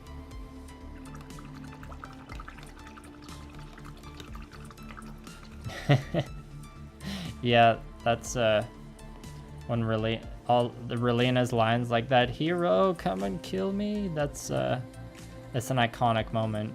Or even episode 1 when Hero rips up the birthday party invitation and says he's gonna kill her. It's iconic. I definitely burst out laughing the first time I watched that.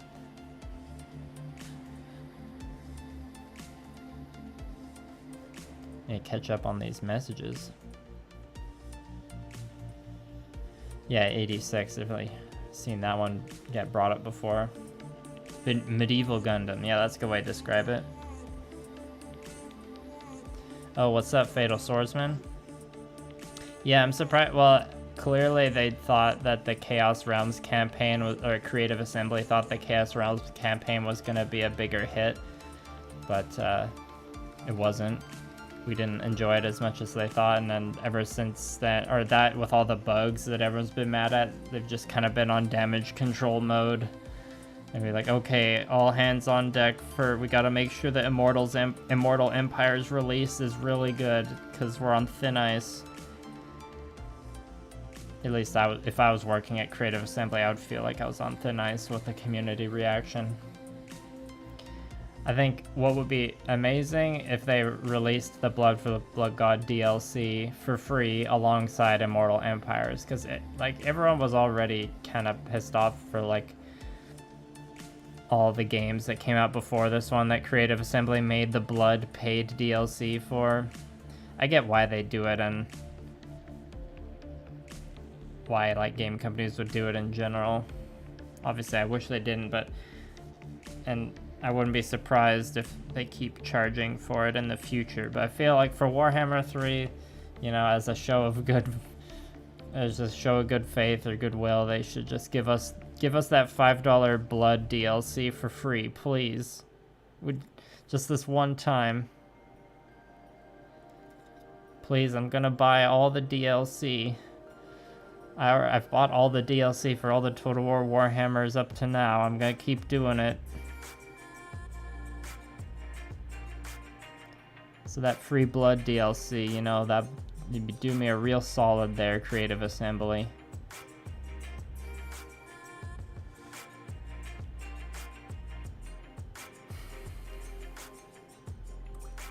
Well, there's my Total War Warhammer rant for everyone. Oh yeah, Escaflowne, that's a good one. Or a good fantasy mecha.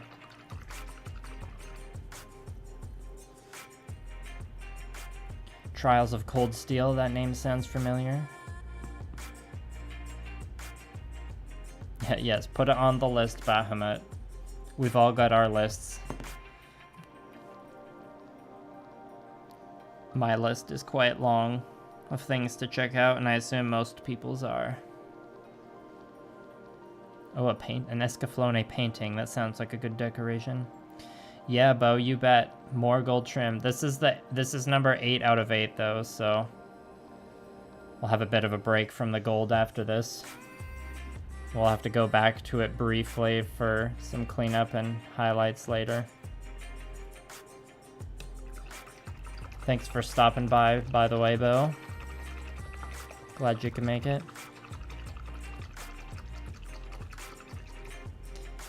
Yeah, I mean, Bahamut DLC, there's definitely right ways to do it and wrong ways to do it.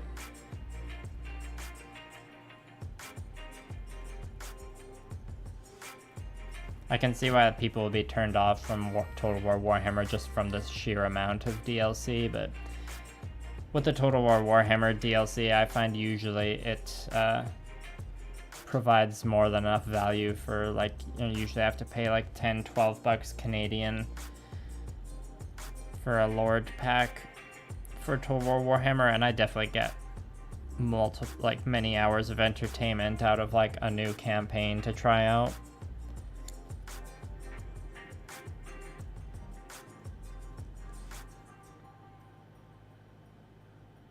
It's annoying when like a new game comes out and you can kind of tell that like it's unfinished, and then they're just gonna release like the content that should have been in the game in the first place as DLC. That's the wrong way to do DLC.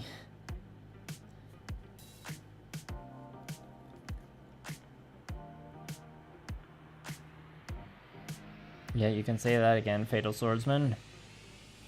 Rewatch a G Gundam, very good.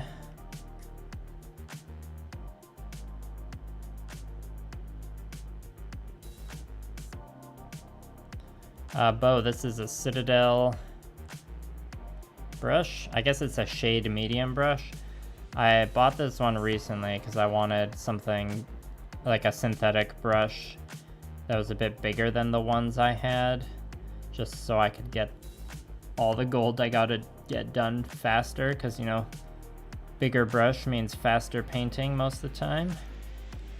And it's a new brush, so it's still got a nice tip. And so far it has definitely fulfilled its role effectively.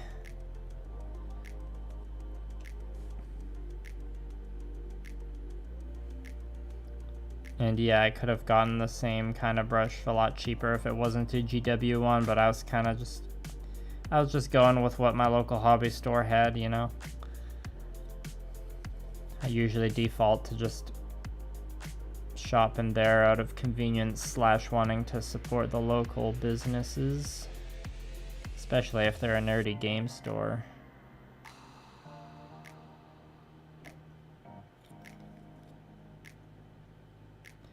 I don't find the prices aren't too bad on Games Workshop brushes.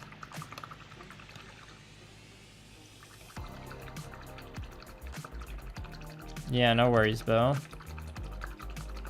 Yeah, exactly, a Bethesda game. Yeah, I mean, who plays a vanilla Bethesda game?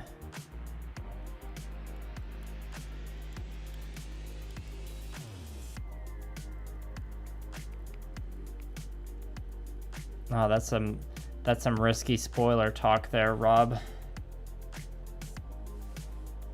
You can't, it's not like in Discord where you can add those vertical lines that hide the spoiler text.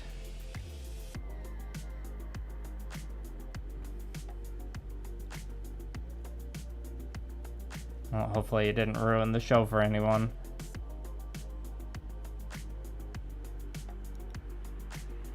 I guess Bahamut's squeeing because you've already, or yeah, you've got that art on your wall of it. I mean, boys can squeal too.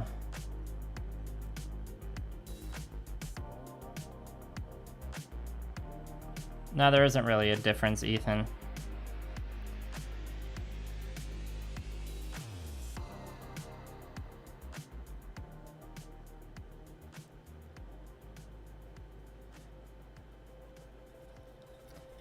Like the Windsor and Newton sable brushes I have, you could like also get them at an art store.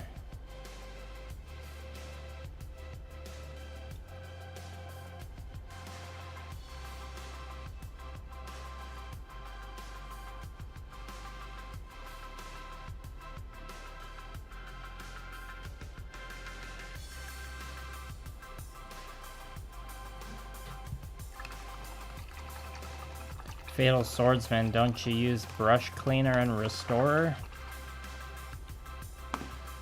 I mean, I've only started using those products in the last couple years. It's because it's only in the last couple years that I've started using non-synthetic brushes for my like non-metallic painting. The first like expensive Winsor Newton sable brush I bought did like hurt a little to buy because I'd never spent that much money on a brush, but I was pretty impressed when I actually started using it how much I liked, or how much of a difference I noticed.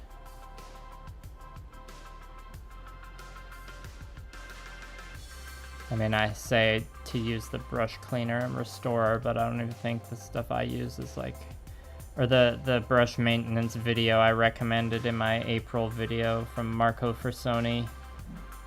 He like recommended some really fancy like shampoo type products. Or he recommended a few different ones because he recognized some of them were like hard to come by. I think the best one was like a very specific kind of shampoo.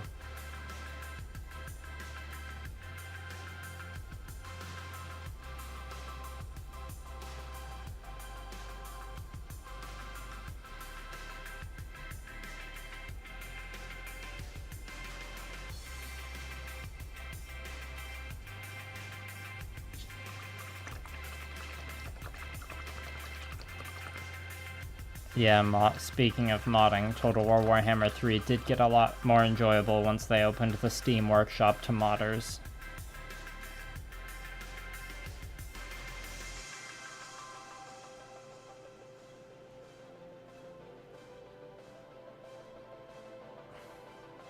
Oh yeah, that X20 thinner, that stuff's hard, or Tamiya products are hard to come by sometimes. I feel like the last couple years has been high demand for Tamiya products.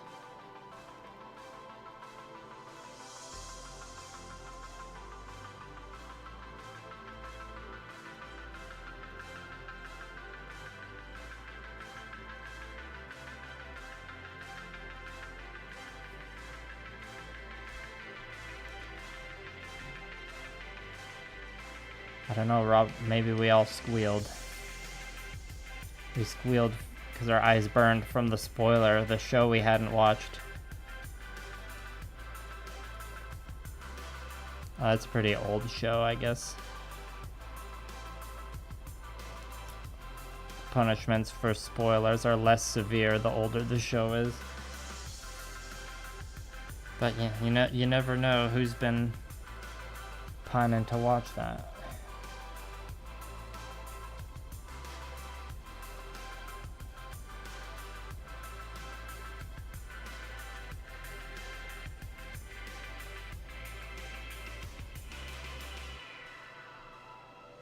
I know spoilers are kind of that there's no like hard and sit fast rules. It's just kind of one of those agreements you have. Sorry, I scraped the mic with my brush there. Oh, now you can see others. Yeah, I don't know what's going on with your YouTube there, Rob.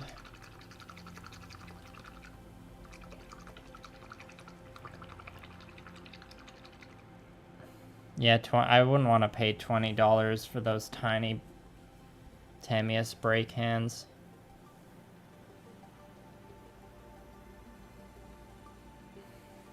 And yeah, I've been trying to move away from using spray cans basically ever since I got my spray booth.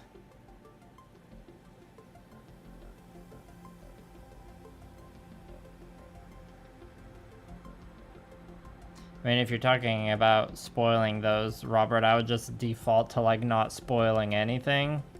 That's the kind of live stream chat I would prefer to be spoiler free.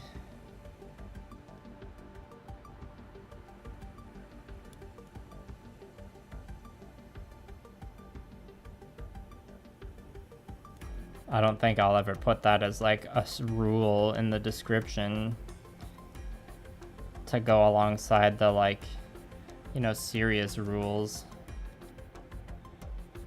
But I'd rather not have my live stream chat have people spoiling shows in them.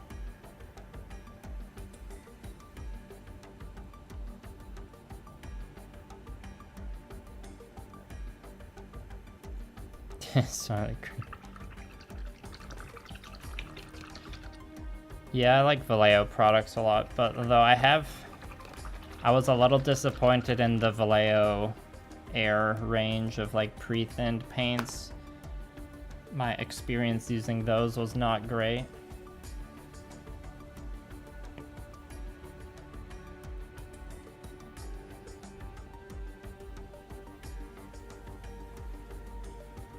See ya, Cyber Scorpio. Thanks for coming by.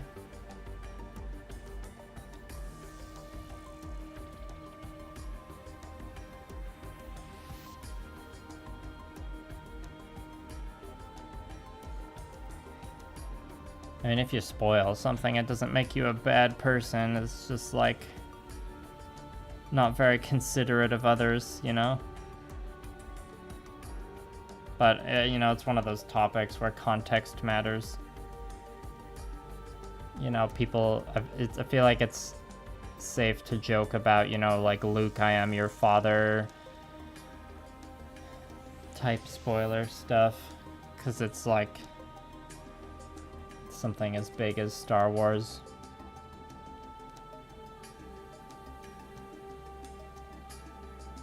Like, that's just a thing that's like, it's the fact that that's a spoiler is the joke, or like that's the meme itself.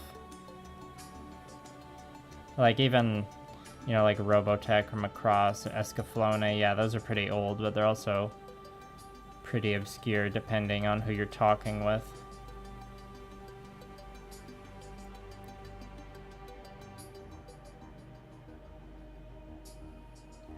Like that show, I mean, this doesn't, these are newer shows, so it doesn't apply, but I did get annoyed that the show Invincible and also The Boys kind of got spoiled for me just because YouTube kept recommending me clips from channels that would just re-upload clips from the shows. Because, you know, they're those kind of shows that have a lot of sensational gore and violence that's shocking and all that. So they make for good YouTube clip reposting. But, you know, when you're looking at YouTube on your phone, the video's autoplay, so it's like, oh, what's this? Scroll, and then it starts autoplaying, and like, oh, I guess these characters die in the show. And it just autoplayed, so the functionality of the YouTube app spoiled shows for me. Or was it the functionality of the YouTube app or the person re-uploading clips from the show?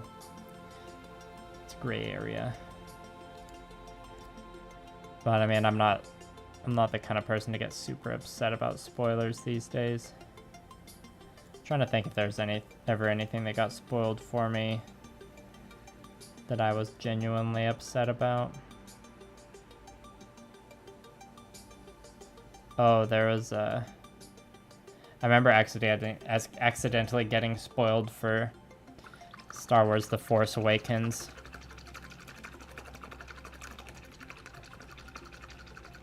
Yeah, unless I'm using my G-Paint bow, I'm like always thinning as I go. It took a long time for my local hobby store to finally start carrying Flow Improver. It was a while before I could actually get my hands on some. I was really happy when they finally got it. Mr. Hobby Surfacer 1000 and 500. Well, 1000 would be like smoother than 500. Yeah, poor Miniac. Yeah. It seems like there was a bunch of Horus Heresy leaks that were leaks that were way worse than what he did. What he did wasn't even that bad, and there was a bunch of leaks for Horus Heresy stuff before that Warhammer Weekend event even happened, so I think Miniac's honest mistake it was just really bad timing, because Games Workshop kind of like had been dealing with a bunch of spoilers, or a bunch of leaks already. And so that it's almost like they made an example of him to show to the others. So like Miniac got punished, or like Games Workshop was taking out their frustration from like actual malicious leaks out on him. But you know, if you watched Miniac's video about it, like he does a great job at explaining the whole situation in a way that's fair to both sides, I think. And yeah, it's a pretty crappy situation, and I don't think he was treated fairly at all. And it's super awkward, but I think he handled it in the best possible way he could have. I was happy he made the video about it to explain it all, because when it happened, or when I first heard about it on Twitter, I was a little bamboozled, but also not surprised, because, you know, Games Workshop doesn't have the greatest relationship with the community and content creators.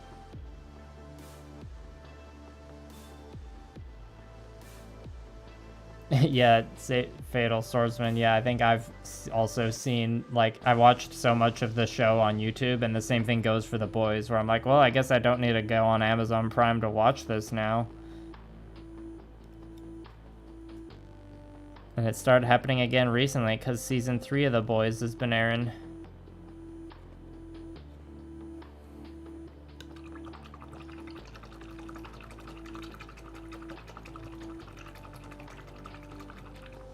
Yeah, the Mr. Hobby Surfacer, that'd be lacquer. Yeah, that's where I got my flow improvers, from Sentry.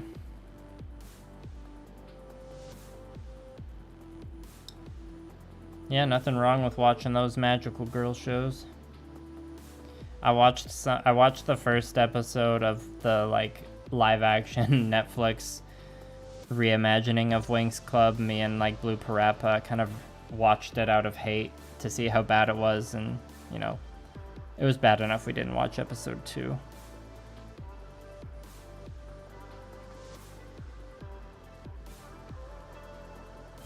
Yeah, Rob is 2022. We can watch, if you're, there's nothing wrong with watching a magical girl show if you're a dude.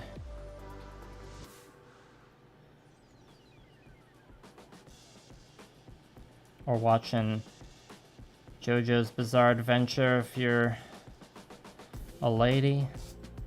Or non-binary, you can watch whatever you want. Sorry, that's like the 4th time I've bonked the mic with my brush. I'm just gonna raise the mic. I don't know if raising the mic will help or not.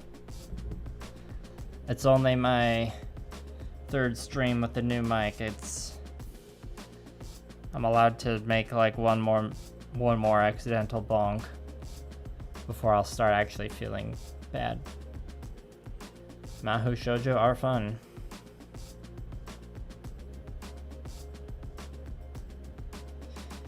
Yeah, well, Bo, it seems like there's like a bunch of different creators have signed a bunch of different NDAs from GW, right? That's the problem, and they're never gonna, like the NDA that was circling around a while ago that was really bad. that was rustling everybody's jimmies, mine included. Like, it seemed like that was one that was more targeted at smaller content creators who Games Workshop think they could take advantage of, hence the more exploitative NDA. Because like, it's been confirmed now, there's a bunch of other content creators that have signed NDAs that were not like that one. A bonk counter. Yeah, well, once I take a break, when I'm done with the metallics, I'll be getting my conch 0, and then we can have a bonk counter and a burp counter.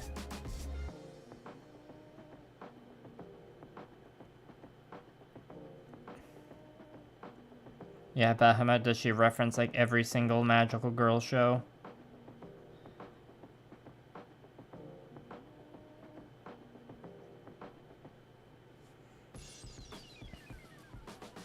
Yeah, Rob, you should check out Madoka Magica. That's an interesting magical girl show. It's a little darker though.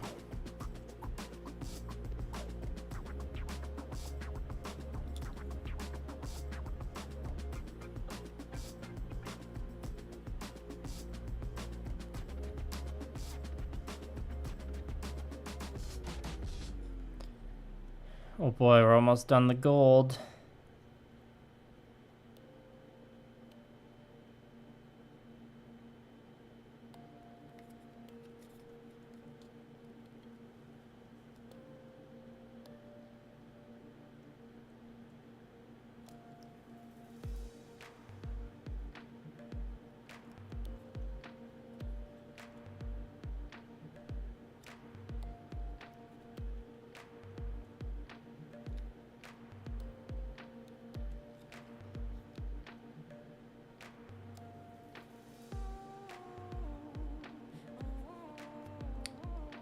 That it then? We could add just a little bit. And you can see the tip on this is curling after a couple sessions. No surprises there. Okay, so now I think we'll just have a brief interlude to paint the weapons with this gunmetal here.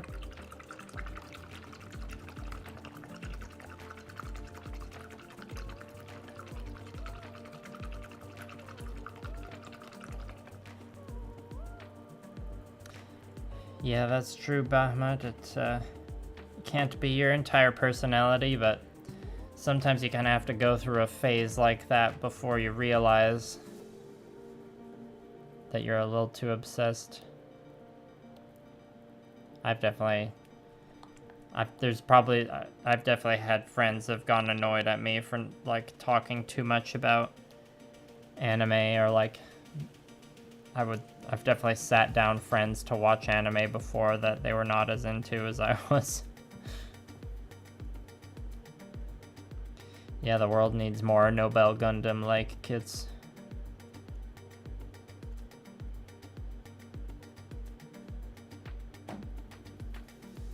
Well, Fatal Swordsman, at least we've got Apothecary white contrast paint now, right?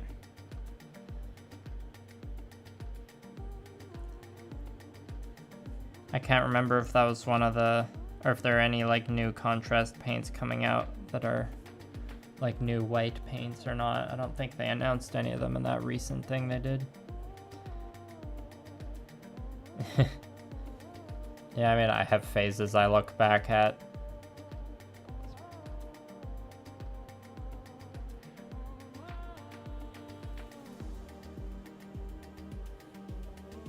Yeah, I know those characters' names, Rob, but Dragon Ball Z was one of those. I didn't have any of the TV channels when I was a kid to watch Dragon Ball Z, so I didn't get into it in the same way that a lot of my friends did. My introductory like shonen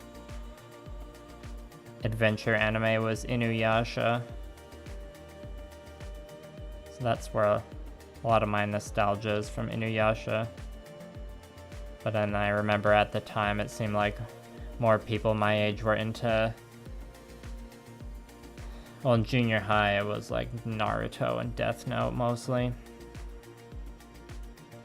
And of course, can't forget Bleach. I didn't really meet any One Piece fans until I more was like going to the anime conventions and stuff.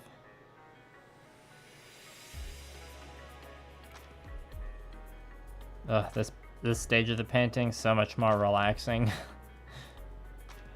And that gold trim was still, I would still call it relaxing. I can really get into the zone with it at this point. But just painting a shiny blade bit ain't no thing.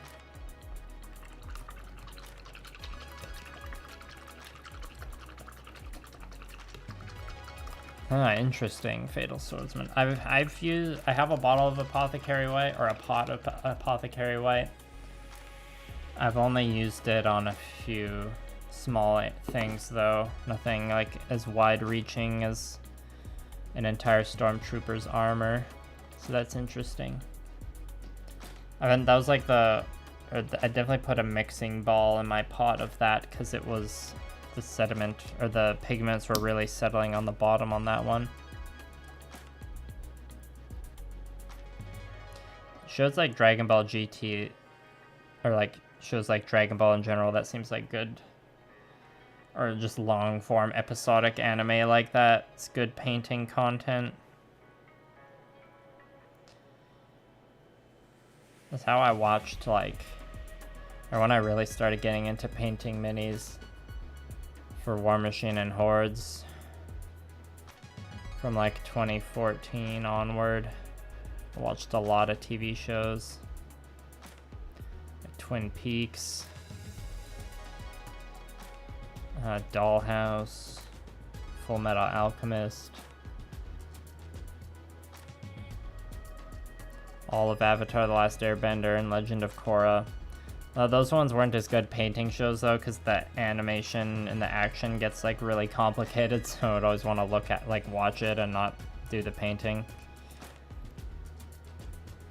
But you know, sometimes it would have more dialogue heavy episodes or filler episodes or whatever.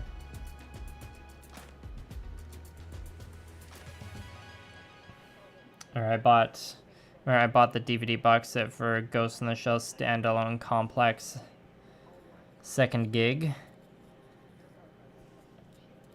and I had already seen all of Standalone Complex at that point, so I just rewatched it in the background as I was painting, and it was like half-assed Japanese practice, being like, oh, I'm listening to the Japanese, but I'm not reading the subtitles, but I'm not entirely focusing on it. It's better than nothing. It's hard to keep up with the YouTuber life and the studying Japanese life. Full Metal Alchemist. That's right. I watched all of Brotherhood and the movie and or the Sacred Star from Milos and everything, and then I watched all of the original and the Conqueror of Shambhala. I had seen a bit of the original when I was in junior high, but never like to completion. But now I've seen all of it, and I like them both. No, Ghost in the Shell is cyberpunk. It's pretty inspirational cyberpunk.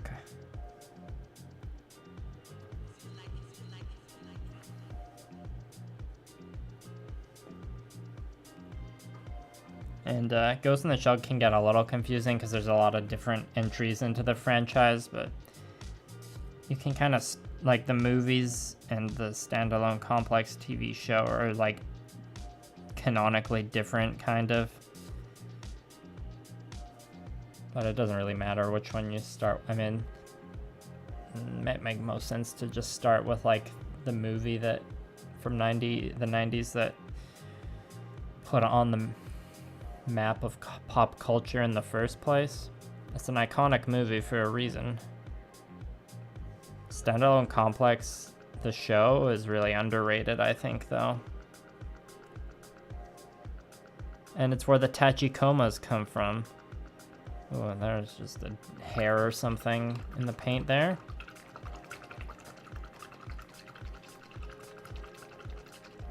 Yeah, didn't Shiro, did he do,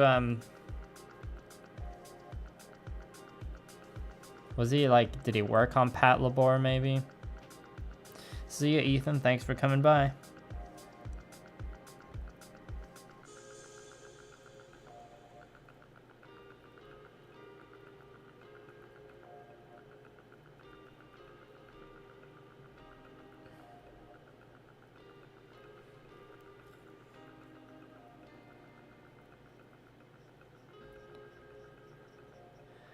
Rob, you're making some kind of Dragon Ball Z joke that I don't get. Hopefully someone else that's watched the show gets it.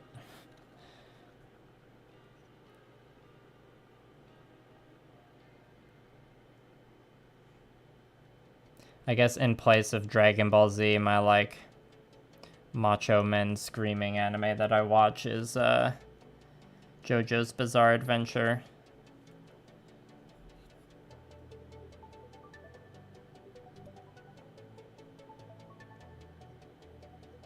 Started watching it so I could participate in the meme culture around it, but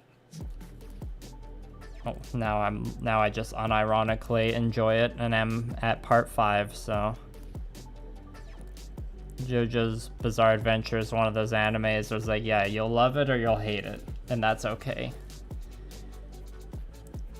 And it's called JoJo's Bizarre Adventure for a good reason.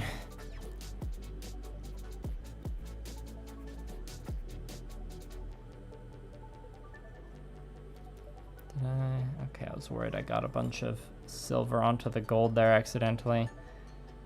Yeah, some of these swords, some of the red's showing through. So kind of give it a bit of a second coat. Yeah. Oh, we're at 2 hours, 25 minutes already. Time sure flies. I feel like I've been talking a lot more in this stream. It's making the time go by faster.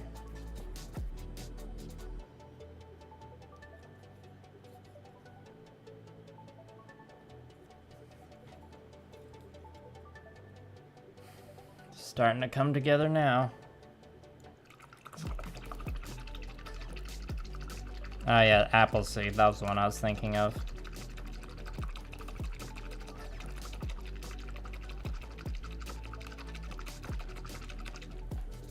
Yep, it's very, very bizarre. Arturo using this paint on this paint scheme. It's mostly, actually, I'm looking over at the pile now. It's all a combination of Vallejo paints and P3 paints. If you've never seen P3 paints, the pots look like this.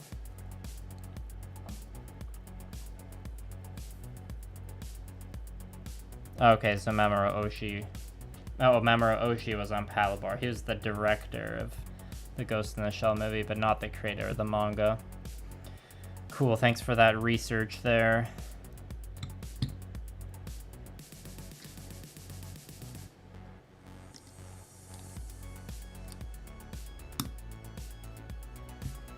Yeah, it's cool reading into like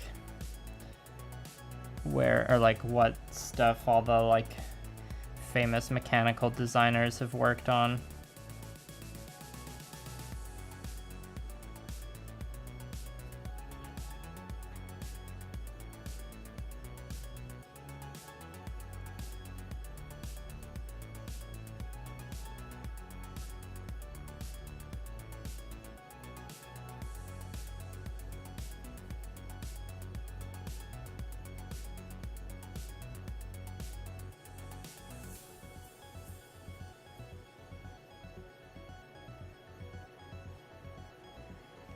No problem, Arturo.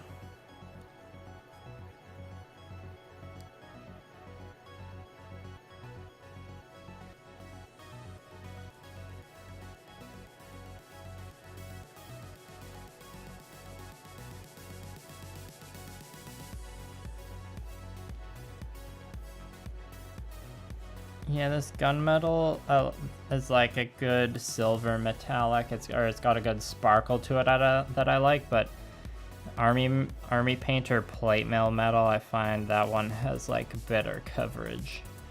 Which is funny because a lot of the army painter like non-metallics I've used, I find they have poor coverage. It's like army painter, I like their metallics and their like strong tone, soft tone, dark tone washes. But they're just like regular paint line I haven't been super hot on. I know other people like them. And I've definitely, there's a lot of products of theirs that I use regularly. Just not their like regular color paints. Oops, bonked the mic. That's the last one I'm allowed to do. Alright, good night, Bahamut. Thanks for coming by.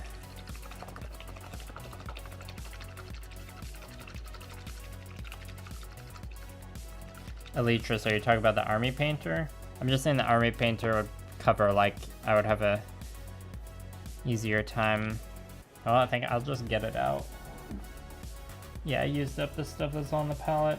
I think still got a decent amount left in here. Let's just paint the other sword this guy's holding. We can compare it.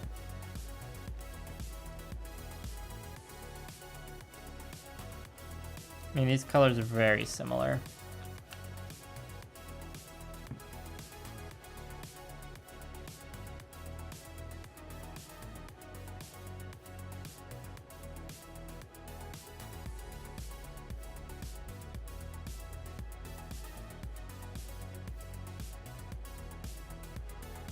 Alright, so the sword and this guy's right hand is painted with army painter instead of Vallejo.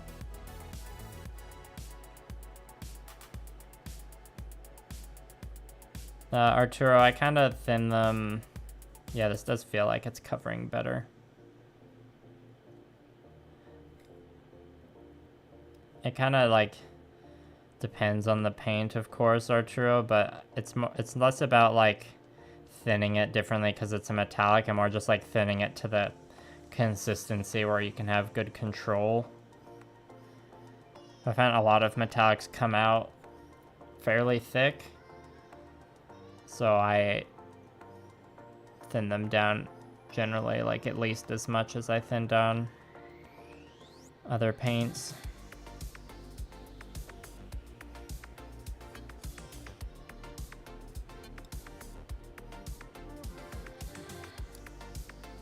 Yeah, maybe I should just switch to army painter for the rest of this.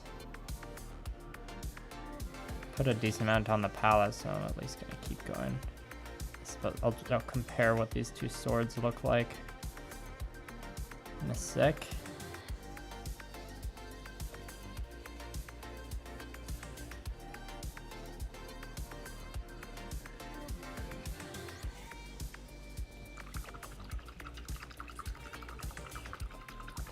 Alright, see ya, Rob. Thanks for coming by again.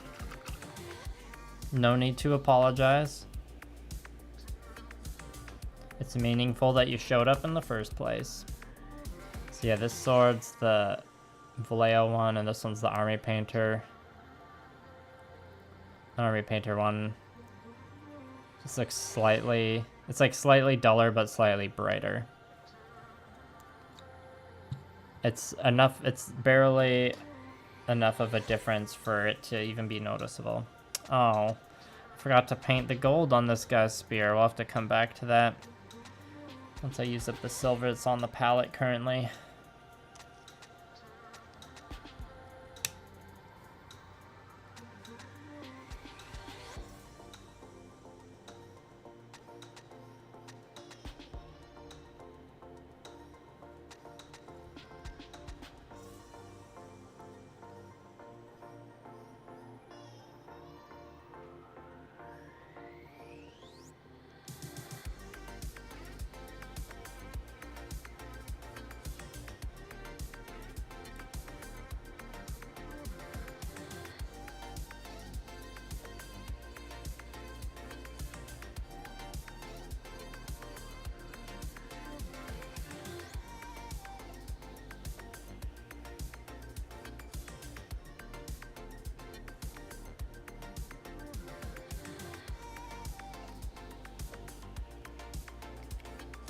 Anyone else working on any models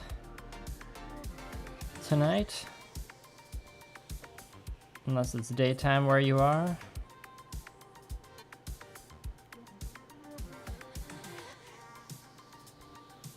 Tell me what's on your hobby desk. Or you can just keep lurking silently, that's cool too. Nothing wrong with that. Sorry, I was holding the mini too close to my face there.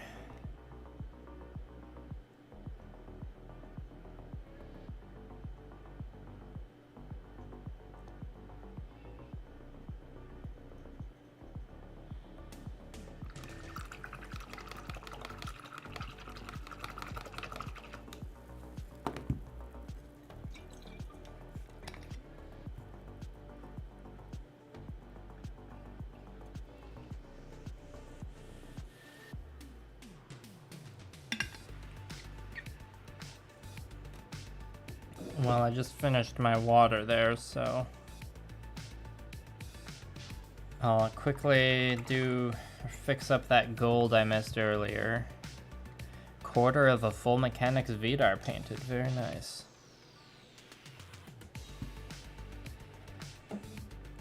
My full mechanics Vidar has been sitting unfinished since April.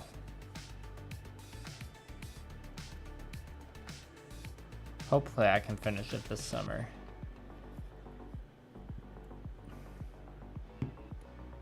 Fatal Swordsman, are you like, do you collect multiple factions for Star Wars Legion? To get a bit of each army like you do with Warmachine and Hordes, or are you like trying to collect the entire Empire range or something? I can't quite remember what you had other than... Remember you had like a storm speeder or snow speeder that you were making a diorama out of or something because they sent you a defective one.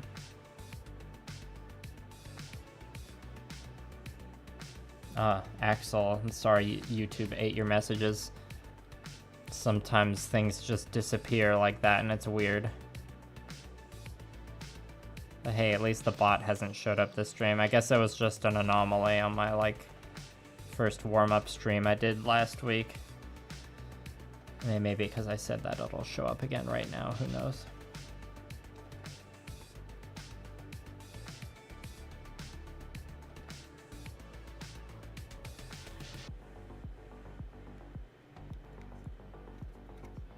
Okay, so you got some variety there. Yeah, I don't know. If I played Star Wars Legion... I don't know, I might play the droids.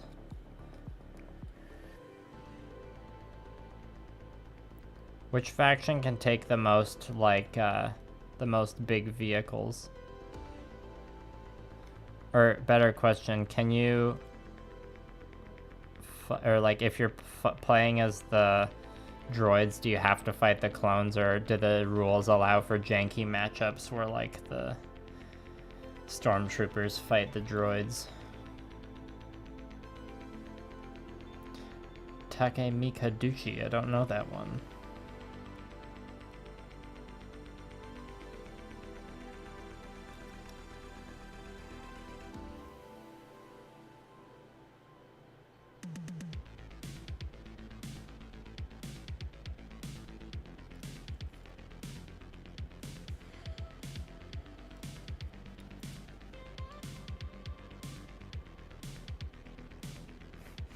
Oh, that sounds awkward, Fatal Swordsman. Yeah, there's my Signar models, you can see like the point in which I started painting with like a better purple formula. So like the older models have like a slightly more red shade of purple. Yeah, it's always tempting to go back and fix old paint jobs like that, but then at the same time, seems like a waste of time to go work on minis that are already like finished, kind of, when you've got a bunch of unfinished stuff. That's always the dilemma I run into. So I've gone back and like fixed or improved minis before though, and it's been worth it. Especially if it's like to bring it to par with something else. From Movlov. Okay, that's good. It allows for cross-era games. So you can do clones versus stormtroopers then. Yeah, I guess that would be a big detriment to a minis game if that happened.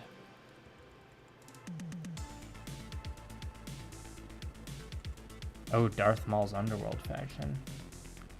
Does that mean they have the Darth Maul with like the robot legs from the Clone Wars show? Or is it Rebels? I haven't watched either of them.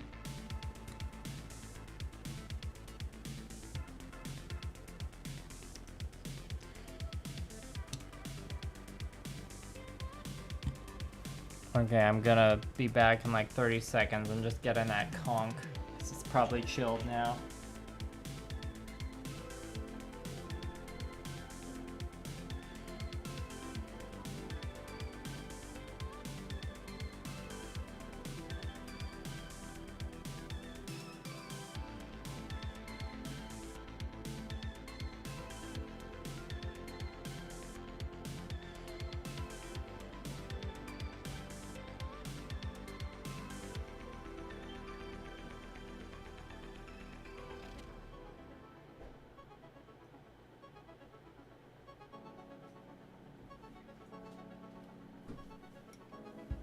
Okay, I'm back.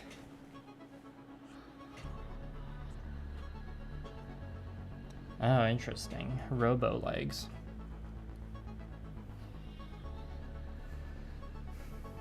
Yeah, Axel, I felt the same way with my Gunpla models too. Sorry if that can crack was really loud. Still adjusting to the new mic.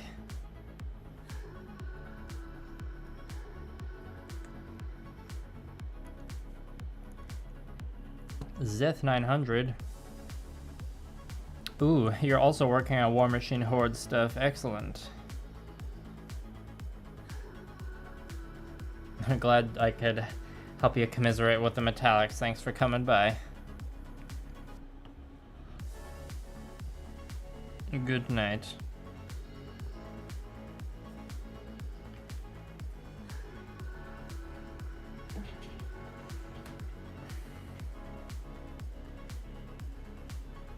That's right, Axel. I gotta provide the live ASMR sometimes. I did a live build once, so the live clacks can happen, but at a much slower speed.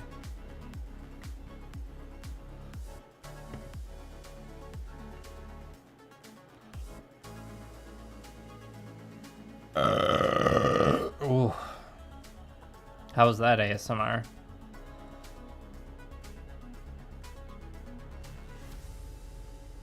Yeah, Fatal Swordsman, I don't know if you saw on social media today, but Privateer Press posted a new Signar logo. So, I don't know if you were in the stream earlier when I was talking about it, but it'd be cool if there's like a new fancy starter box or something that came with the new Signar models and like the new Orgoth. It was like a new 2-player starter set for, I don't know, Mark IV or Mark III remix.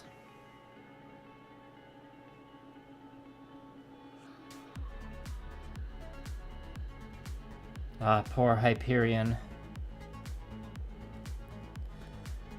Yeah, you should get to him. He doesn't want to be gray, or they don't want to be gray.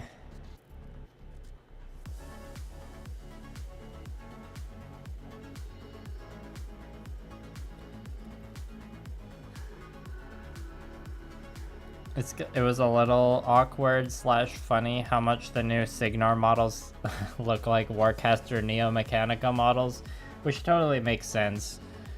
You know, it's like, well, yeah, they're probably like hiring the same people to sculpt the minis for both games. And like even the way the some of the new Orgoth Warjacks kind of look like Eternus Continuum Warjacks from Warcaster.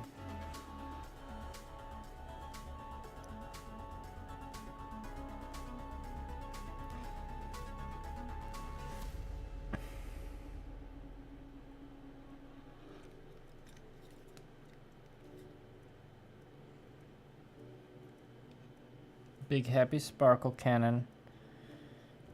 Does the Retribution lawnmower also have a sparkle cannon?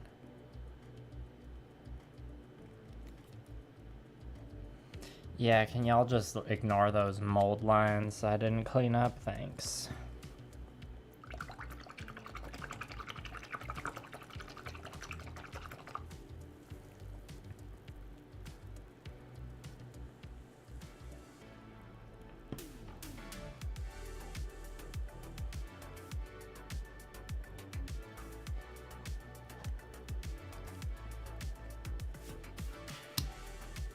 Yeah, Retribution those were models when I first saw them. I thought they were like really janky and bad looking, but then the more I like played against them on the table in games of Warmachine and Hordes, the more interesting they looked.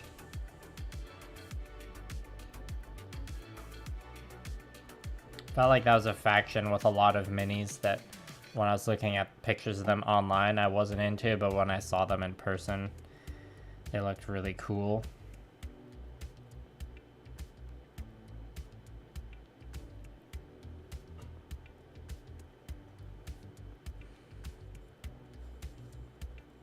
Also, it's not like a big happy sparkle cannon, it's like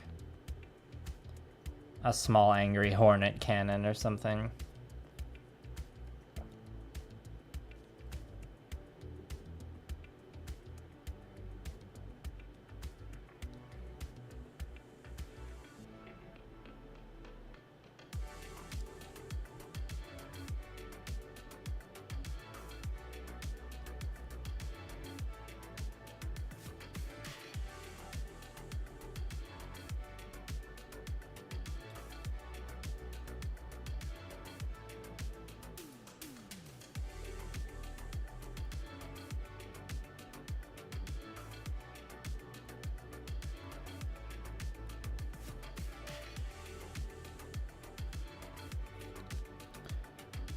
Yeah, and Retribution's also...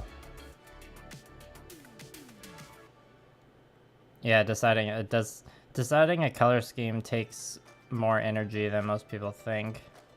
Or like more thought. That's one of my favorite stages of doing a project though, is the part where I'm figuring out what the color scheme's gonna be. But I like playing with color theory a lot.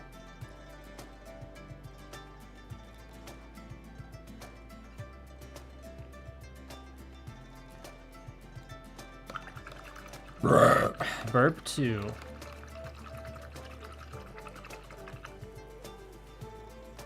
Yeah, and Retribution's also one of those armies that really is asking for airbrushing, you know?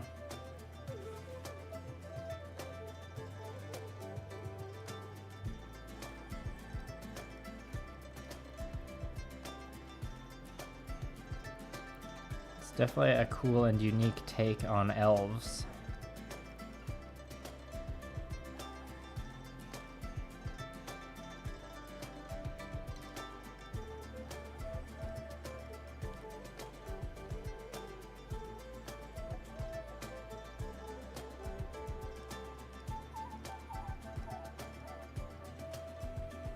One thing I need to always check myself on when deciding color schemes is to like not put on too many different colors.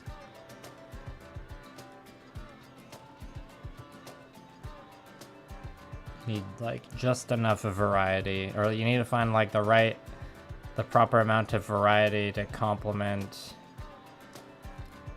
the armor that's already on there, and find the right spot to like break the color and switch the Skittle Gorgers. I mean, it's fun when you can have a unit like that has like a specific, you know, like a fun anecdote behind why they're all different colors.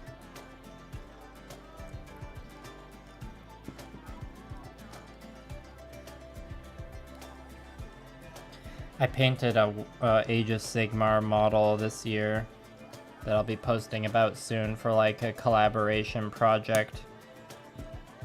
That's like a group army done by a bunch of different painters. That's got a pretty colorful theme, so that's gonna be an army. They'll have just a whole bunch of different colors and other stuff going on across the entire thing.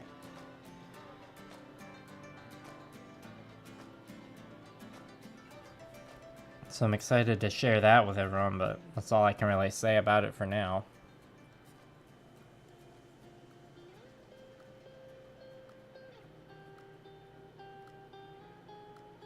Nice, are they gonna have... is it gonna be a team with a bunch of different colors of suits like my Gamma Wolves, or are they all gonna be matching?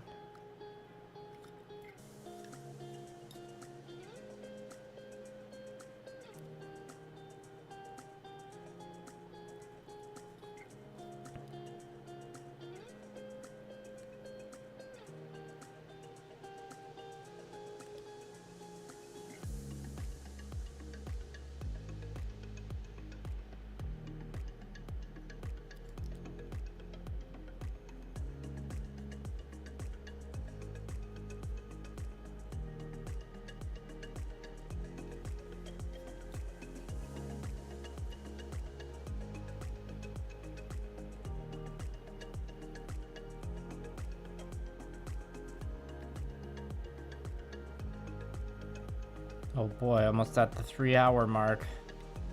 I'm definitely gonna go longer than last stream, which was...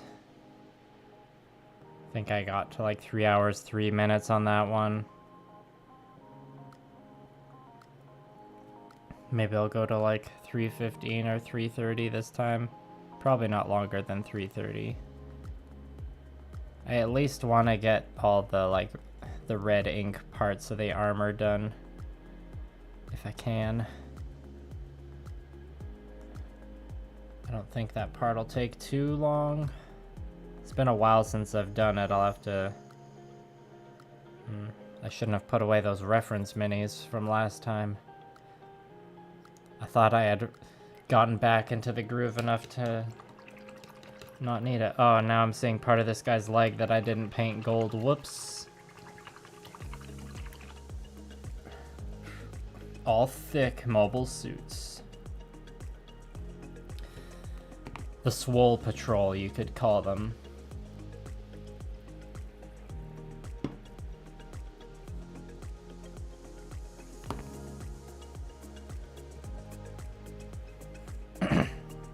We'll fix the gold on this after the silver's done. Just got 2 more sword dudes.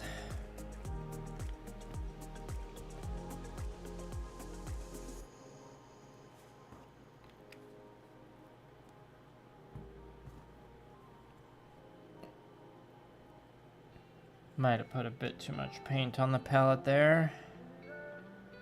Maybe.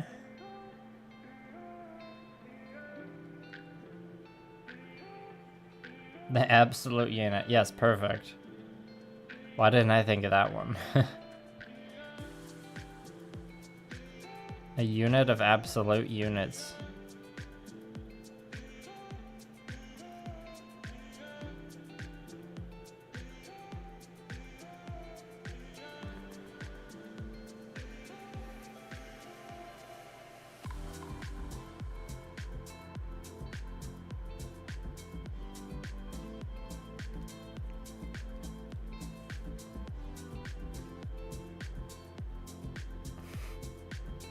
No, that's their like group finishing like combo move.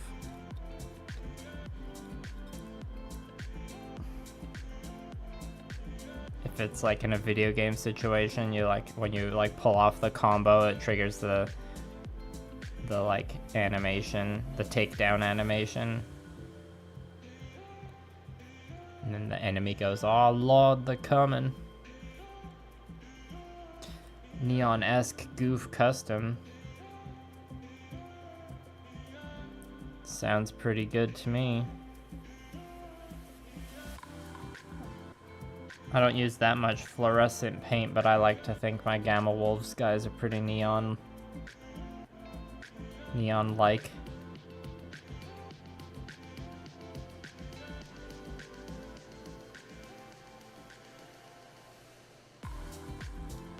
On the LBX Fenrir, I painted in Model Mayhem style. I used an actual fluorescent, the fluorescent magenta that Vallejo makes. It's pretty hard paint to work with. It was one of the ones I had to put a mixing ball in.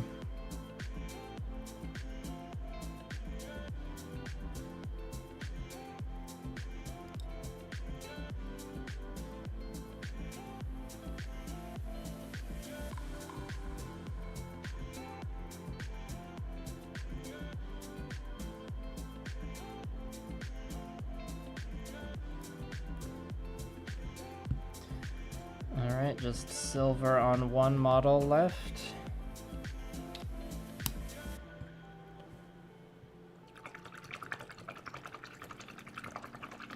This is the which baby mobile suit is he fighting? The core Gundam?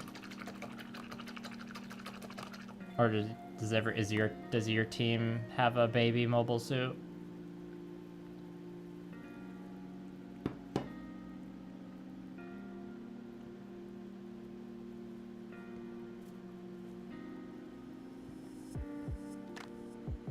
Well, thanks, Elytris. Yeah, you know what they say, practice makes perfect. It's kind of like, yeah, blending especially, it really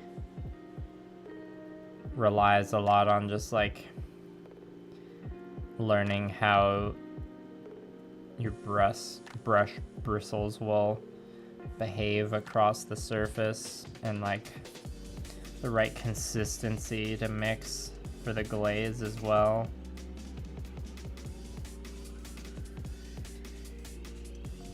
And you also have to like make a decision for yourself as to like how smooth of a blend any light UCM mobile suit is a baby. Yeah, that's fair. Yeah, the wing ones are, yeah, the Wing Zero Gamma Wolf I have is way smaller than all of the other ones. I was surprised at how small that kit was. Who knew? The Wing Gundam kits are such small boys.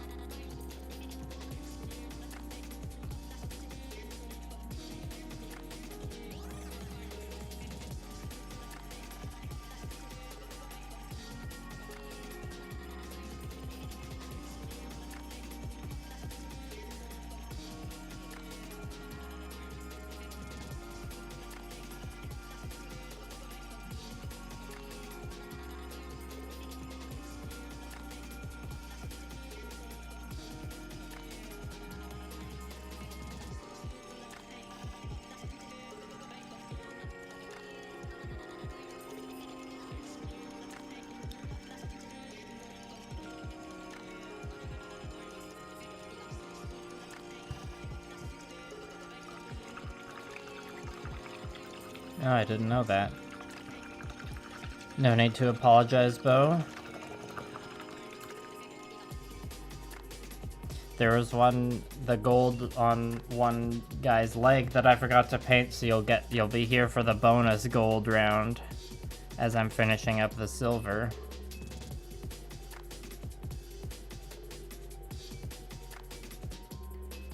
I don't know, when, Xavier? I don't have Master Gundam. I have the DVD box set for G Gundam.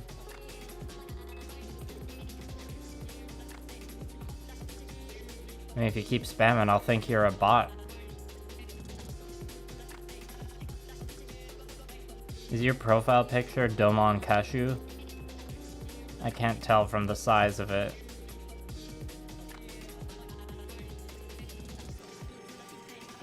Oh yeah, I know that. I know that struggle though.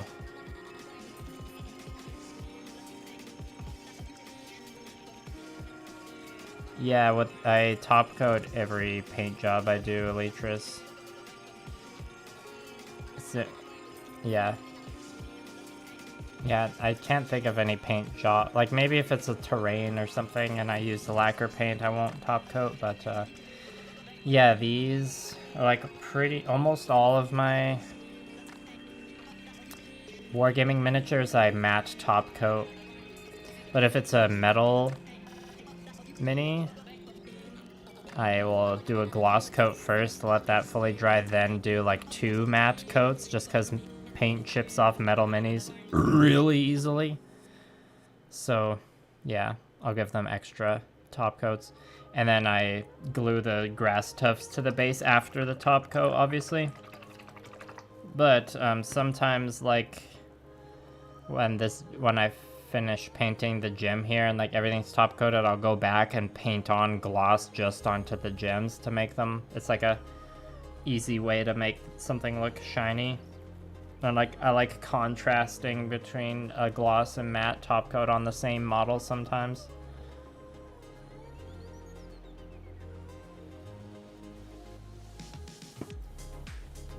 Okay, I'm glad I guessed your profile picture, Xavier. I'm not planning on getting Gal Gaigar, but I pre-ordered the God Gundam like a long time ago. So I'm just waiting patiently for that. And, you know, it's one of those modern real grades, so it's going to be very complex and a little intimidating to customize, so I'm happy to keep waiting. And yeah, because as soon as I'm able to pick that up, then the pressure, it's gonna, like, I'll feel the pressure for sure. Okay, let's just grab that last bit of gold we missed, and then I'll get to the red ink. Yeah, I was talking about metal minis earlier, Bo. I like that, like, for war beasts or war machines, if you can have like a big chunky metal mini, it just has a really good heft on it when you like pick it up and move it across the table. Yeah, the paint chipping is super annoying, don't get me wrong, but it's also just a really good tactile feel to a hefty metal mini. Yeah, the FX parts look pretty fun. Perhaps I'll get to those. I don't know, depends on what I want to do with it. Maybe it's one I'm like, I don't want to customize it, I just want to pose it all the time and not worry about paint chipping. In that case, I might get the accessories, or the effects parts. I guess it depends on how much. I'm assuming there'll be a P-Bandai thing.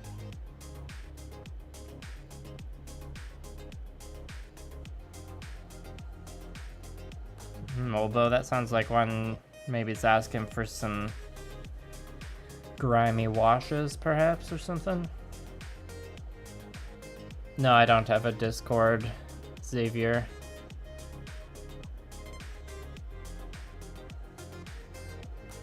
I am occasionally in the Gunpla Talk Show Discord and the Brush Coven Discord. Those are the two main public ones that I post in every once in a while. I've been toying with the idea of getting one going for my patrons,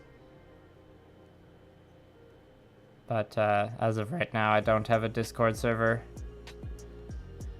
That's something that takes a lot of time to like create and manage, and I need almost all the time I have right now to paint and work on videos. I'm definitely in that like small channel purgatory zone where I need to do a lot of work to like keep the algorithm happy, but I'm not like generating a lot of income from it just from my size. Which I think for the Gunpla niche I'm in, that's like to be expected. That's the thing that's hard about trying to make it in a financial sense with YouTube. It's very unpredictable. It's like, yeah, another video of mine could blow up and that'll like get me some money so I can hire help, not worry about eating through all my savings. But you can't like predict when that's gonna happen.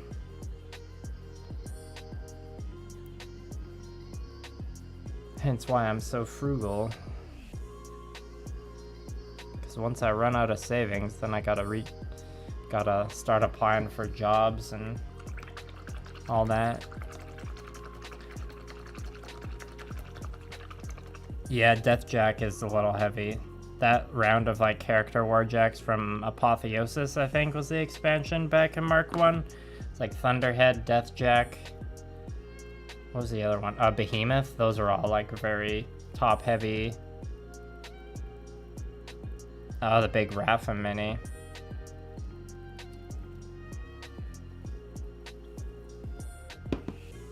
Well, if it's a metal mini, you won't have to worry about the oil paints dissolving the plastic, like I've seen happen to some people. Oh, look, I missed a little bit of gold on the shield here. Man, I was really rushing this one, apparently.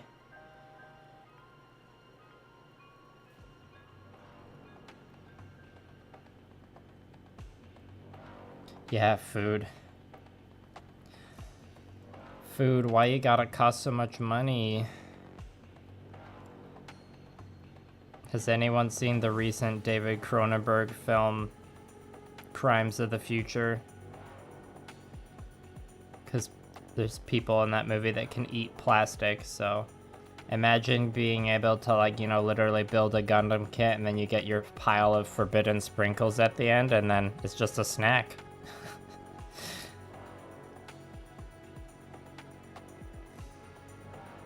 Good thing I'm starting to save up my sprinkles now. I need to kickstart that human evolution so I can nourish myself with these plastics.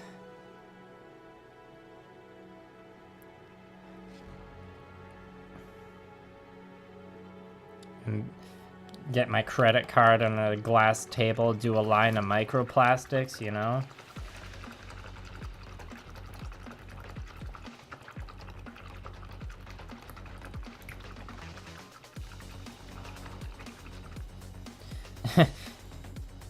Yeah, Fatal Swordsman. It's like when you get the YouTube silver play button when you get 100,000 subscribers. It's like gives everyone the impression that you've made it and do it as your living. But when you're at that like 100,000 subscriber level, YouTube ad revenue is paying like below the poverty line still.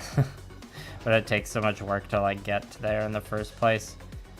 It's not the same kind of frustration as like entry-level job, but you need 5 years experience, but it's a similar vibe.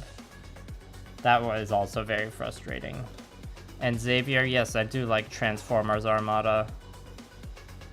It's not like my favorite Transformers show to watch, but I think it has some of the better designs. Or like the Transformers Armada Transformers PS2 game. I think it's just the North American release is just called Transformers, but it's like the Armada designs. I remember playing that game and having a pretty good time with it back in the day. Yeah, you just, the essential oil diffusers, Axel, they'll have like, instead of putting essential oils in them, you'll just sprinkle in some microplastics.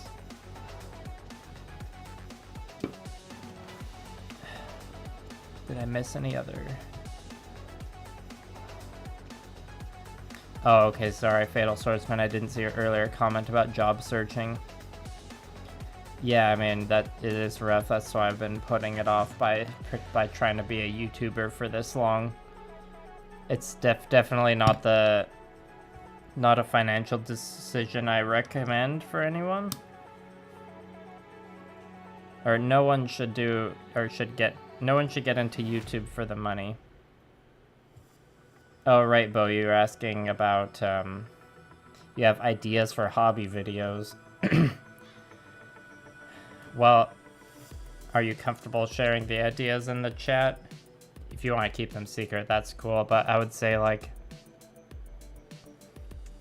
the thing about starting YouTube is, like, it's really easy to find excuses to not start and be like, oh, I just need to wait till I get, excuse me, get a better mic or a better camera. I need to wait till I do this and this and this, but the reality is, sorry, I just realized I never turned on the image stabilization for my camera, so the stream might have been a bit shakier than usual, but the reality is you can't, like, your first video is usually gonna be bad no matter what. Just cause, like, and this is something you'll hear a lot of YouTubers say, whether they're mini painters or not. Just like the best way to get better and like develop your style and find your voice as a YouTuber is to like just keep making videos and learn through making the mistakes. So you kind of just have to like rip off the band-aid and like just take that dive into the deep end and accept that your first videos are like, it's gonna be hard to look back at them after a while. I think I need to switch to a thinner brush at this point.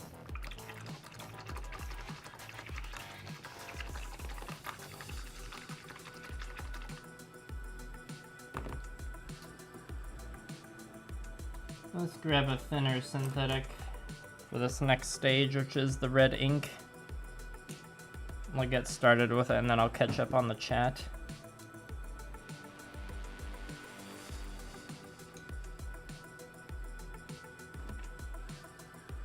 Oh, I might have, oh, there it is. It's really easy to lose these plastic brush caps. I don't know about you all, but I lose them all the time. So I guess my main hobby hack for certain areas of the red armor is to use red ink and kind of like this textured bit here on the gold. It's almost like a brainy texture, like hammered texture. I just fill in the around the like trim border of it with this red ink, and it works really well. And you know, I don't have to be perfect in this stage either, because there will definitely be other gold areas I'll have to clean up. Yeah, like be a bit I'll need to do there.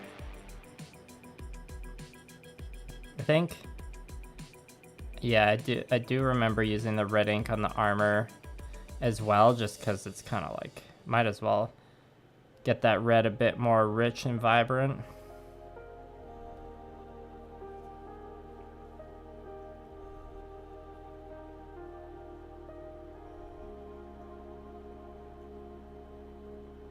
Because it's all going to be dulled down by Army Painter Strong Tone anyways, so I might as well get it looking all candy red right now.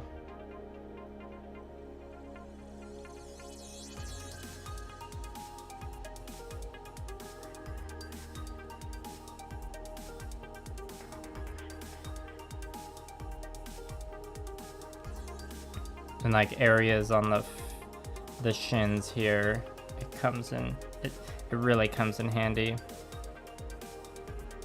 And I'll, you know, this is one area where I'll definitely be going back with the gold.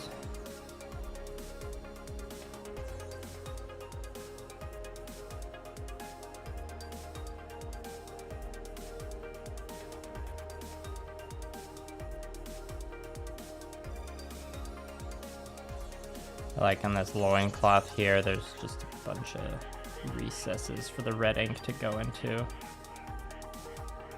And so when I go back to cleaning up the gold, that's when I'll be going full like concentration held breath, trying to like not make any mistakes, because that'll probably be the last color I clean up before I go to the wash stage with Army Painter Strong Tone. And at that point I want like all the colors to be solid. I introduced you to G Gundam? Well, I'm glad I did.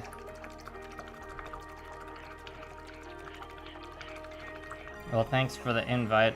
I don't need, or I barely interact with the Discord servers I'm in now, just because I got too much other stuff to do.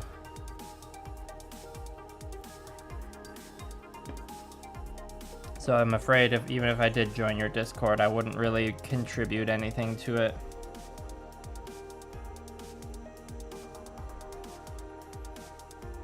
But I appreciate the invite. And yeah, you should try painting a mobile suit sometime, but you know, don't be afraid to take baby steps.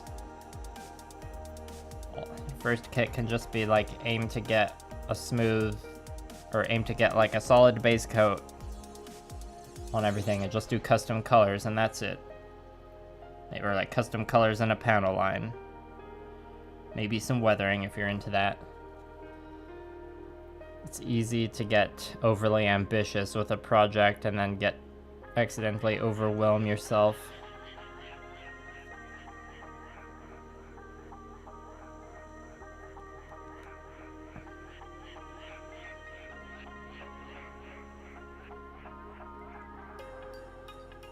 So do any of you consider my red ink here a supreme hobby hack or what? I don't think it's like I think it's a decent hobby hack for doing gold armor like this. Or maybe it's not, it doesn't even count as a hobby hack. What does count as a hobby hack? I don't know. I don't think there's any definition.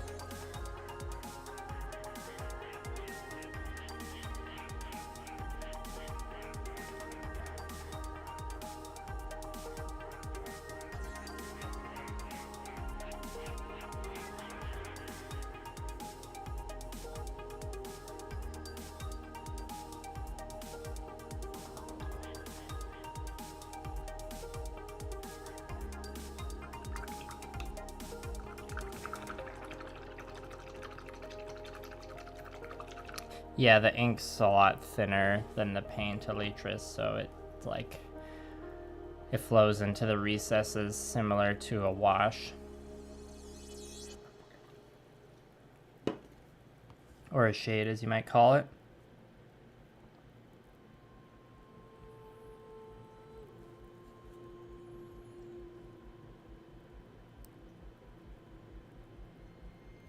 Like the ink has a lot stronger of an effect than a wash would. If you stand Acadian next to a 145 scale tank, it looks kind of okay, but the hatch is about as big as yeah. I mean, it's still kind of funny how rhinos, like Space Marine rhinos, are still the same size, but like even the older Space Marines didn't look like they fit inside them. I suppose you could say that for a lot of troop transports in 40k though. I don't think all 10 of my fire or 12 of my fire warriors would have fit in their devilfish.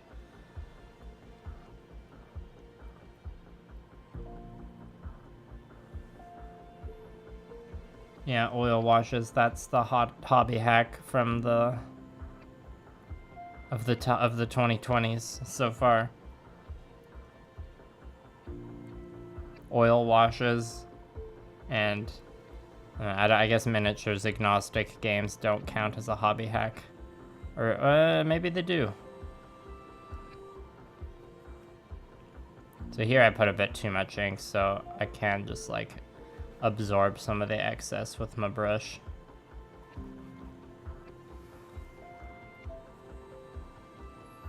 Or like this area here is pretty good for the ink. So I can just fill in the crack easily.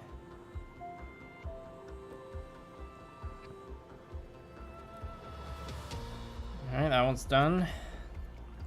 So even though the gold trim and red armor and everything's pretty messy right now, they still look pretty fancy with all these shiny metallics and ornate armor. You know, looking from tabletop distance of 6 feet or whatever.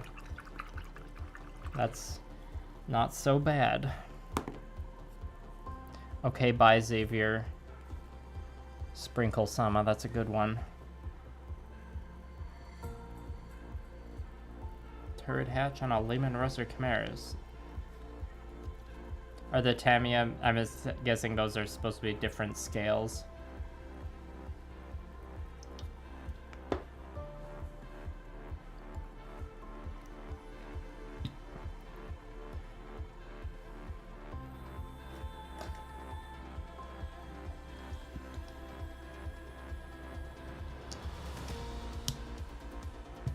Okay, I'm gonna do the red ink on this one, and then It'll be like almost 3.5 hours. I think I need to end the stream after that and go see Blue Parappa. It is a weeknight, can't be up too late. And I'm getting a little tired. My elbows are sore. It's always my pinky that gets sore because I brace my pinky against things as I like paint. It's like this area of my hand ends up cramping first usually.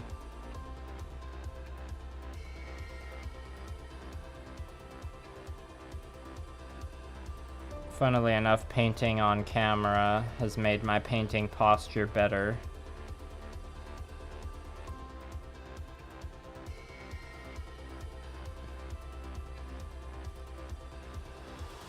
Though I know not all like painting content creators mount the camera overhead like I do.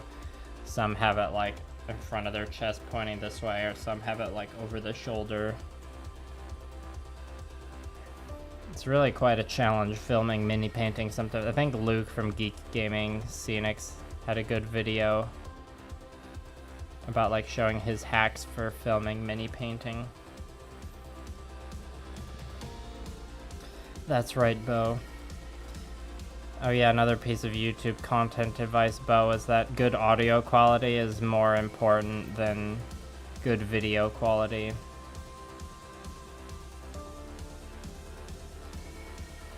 Like your video will seem like it's better to be like filming on a phone but have an actual microphone than it is to be filming on like a proper camera but recording audio with your phone.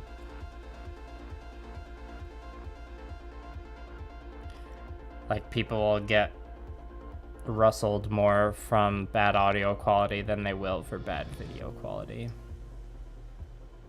But you know, obviously if you have a video with tons of shaky cam, that's like gonna bother some people. But it's just funny how like bad audio quality makes a video feel like worse quality more so than bad video. Yeah. I mean, GW cares about scale about the same as I do. What's that, burp 4? Like when I film my Gamma Wolves battle report, the scale of the terrain is not going to be accurate, but I'm also using a mixture of master grade, high grade, and real grade kits, so the scale is already out the window. It just has to look cool for me. That's good enough for me. I'll leave the crazy terrain stuff up to those other talented crafters out there.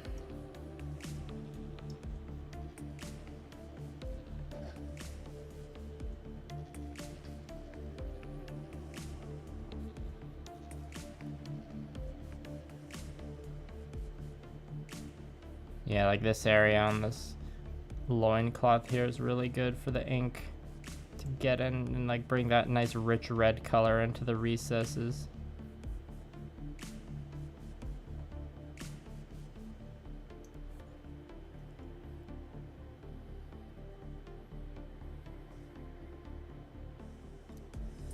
Did I get the... Yeah.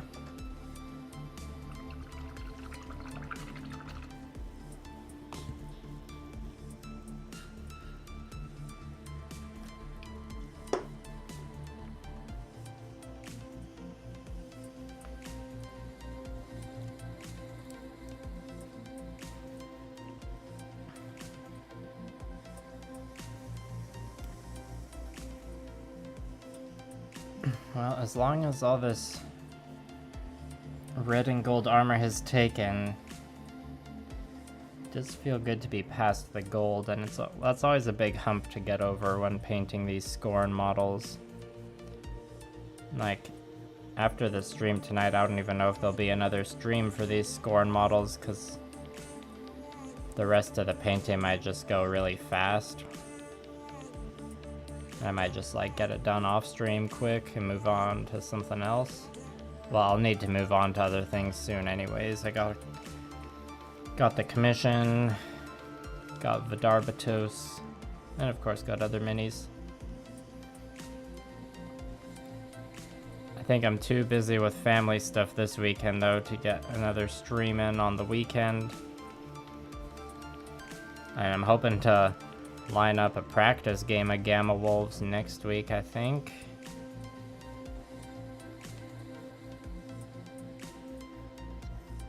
So that's just my flaky way of saying, like, there might be a stream next week. I don't know what day yet, though.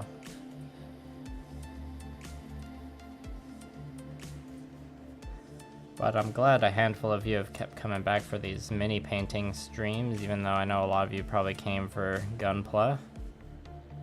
Well, there's been more people chatting me up about Warmachine and Hordes than I expected, which is nice.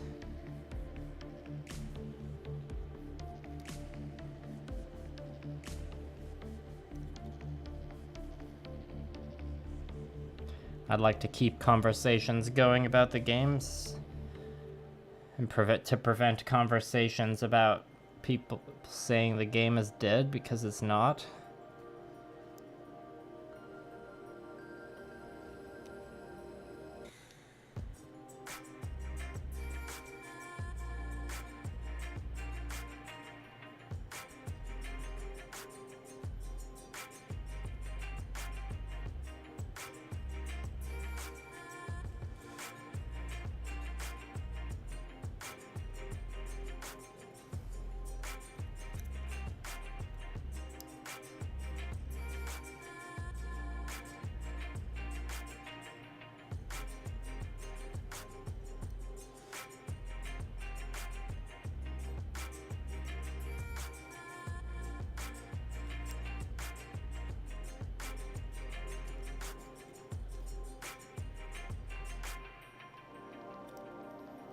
Good to know, Elitris.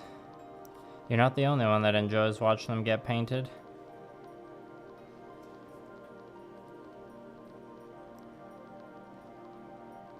I enjoy painting them on stream for you to watch.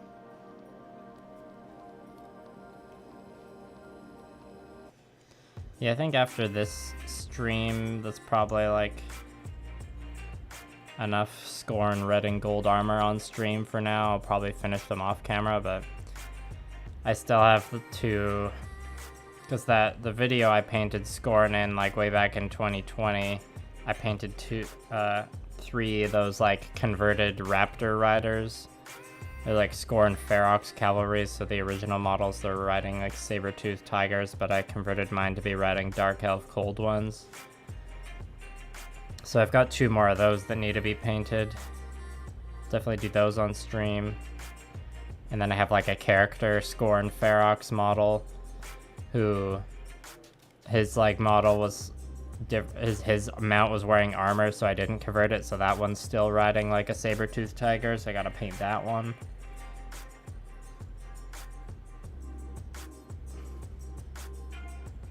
So if you really like these Skorne models, it won't be the last Skorne stream.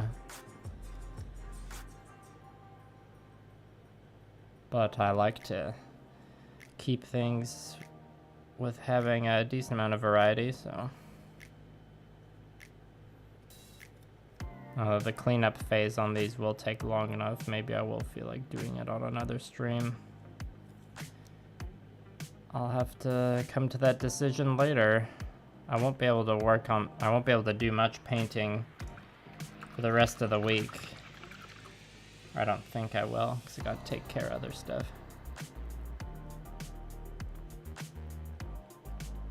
Oh, I'm honored to be one of those three. I am me. Thanks for the compliment.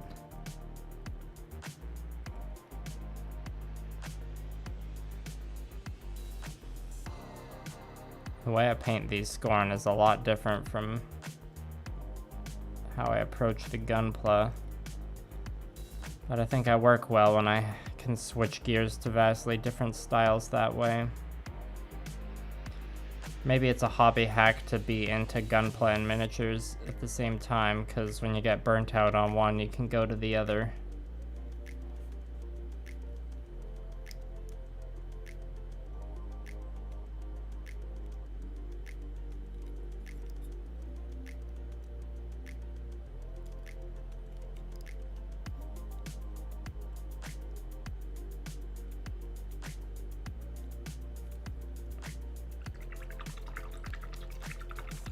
Yeah, I'm definitely painting this red to be pretty vibrant.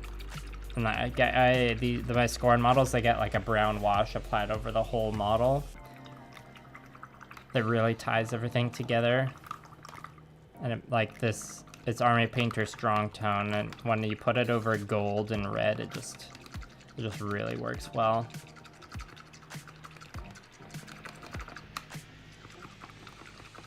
Well, we made it to 3.5 hours.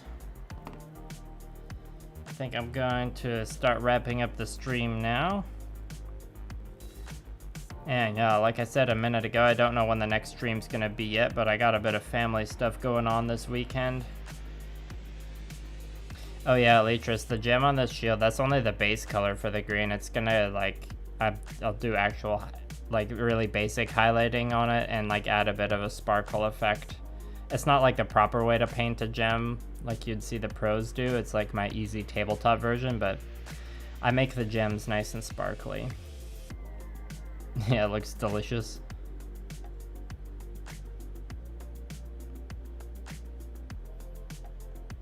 Yeah, I'm gonna go get a gem example to show you what it'll look like at the end, actually.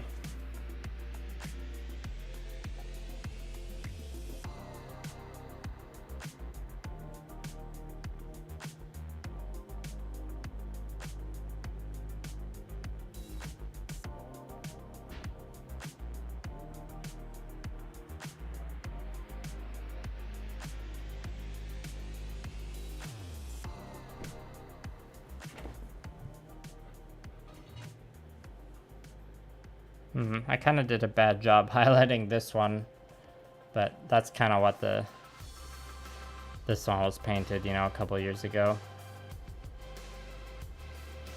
So you can kind of see the difference in how the armor is gonna look. I don't know if those of you who were talking about it are still watching, but here's a good comparison image to see what they're gonna look like after the wash and everything.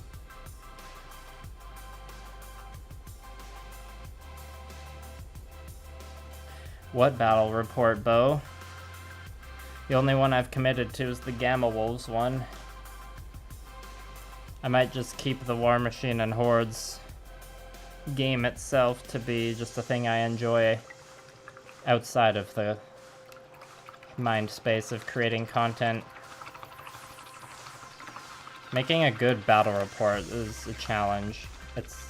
Making a battle report video is gonna be a lot harder than the videos I've been used to making. I mean, I think it's gonna be. I've never done a battle report like this before, so I don't know what it's gonna be like. That's why I'm not gonna commit to a release date for it, because I feel like it might be one of those things I start editing one way and then change my mind and need to edit it a different way. Yeah, it's got a bit of depth and glow.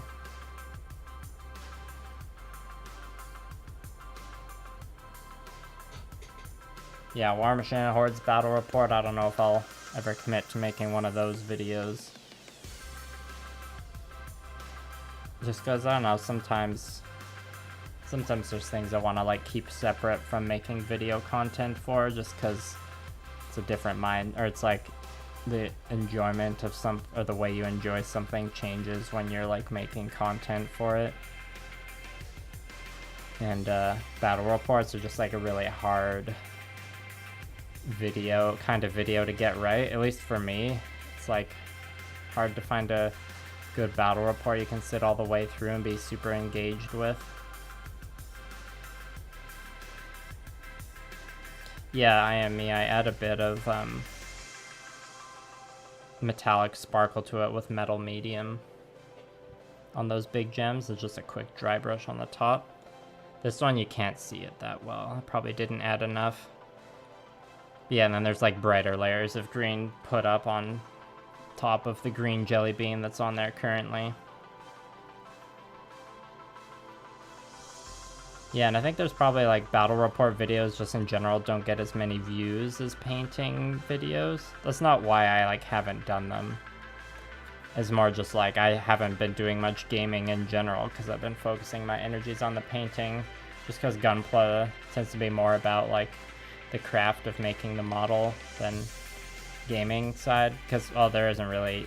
Tabletop gaming and Gunpla is kind of like a relatively new thing in the main, in like what people are talking about online. I'm sure lots of people have played like homebrew tabletop Gundam games over the years. Like even with miniature painting, there's more people, I feel like there's more people in the hobby just for the painting than there is with the gaming. So when it comes to like what kind of videos to make for YouTube, there's a lot more like potential for painting videos than battle report videos. But channels like Play on Tabletop, they've done a really good job making really good high quality battle reports and seem to like have a good workflow and team behind it where they can put those videos out regularly. And their like subscriber count has really shot up fast over the last couple years, deservedly so. But you know, their videos is like, yeah, it's like a lot of multiple camera work, lots of editing, and like a lot of cutting to get the battle reports down to like what their series is like, all about a game of 40k in 40 minutes ish. Like that's just the challenge of getting it cut down to that amount of time is challenging enough, and then you got to edit it in a way that's like entertaining and engaging. But you know, then there's channels like Ash Barker, Guerrilla Miniatures Games, and Mini Wargaming, and they've been doing battle reports in like a more simpler editing style for years, and that works for them, and there's nothing wrong with that. And now I'm seeing more channels pop up. They're doing live battle reports, which seem to have like a dedicated audience. And doing a live battle report, that'd be a whole nother challenge in terms of like, or when I watch Mini Wargamings or like Mountain Miniatures live battle reports, like it seems like they have someone operating, like, well, they've got the people playing the game obviously, and they're too occupied with playing the game to run the live stream side of things. Yeah. You made it back just as I was wrapping up the stream, Sasabi. I just was going on a tangent about why battle report videos are hard to make. That's why I like specifically said I was gonna make a Gamma Wolves battle report in one of my videos, because I knew, or like there had been enough comments about it before that I knew like there was interest in it. And I knew like if I didn't like commit myself to at least putting out a video for one eventually, I would chicken out and not do it, because it is such a challenge from what I'm used to. But anyways, that's all. I'll rant about it now. I'll get a battle report video out eventually, and I hope it's good. You'll all just have to be patient and give me lots of time to make it. Okay, well, with that being said, I'm going to end the stream now, so thanks for coming, everybody. Appreciate it. And just stay tuned to my social media and whatnot to find out when the next stream will be. I'm hoping maybe in like a week and a half or so. A week, maybe, if we're lucky. Alright, well, bye, everybody.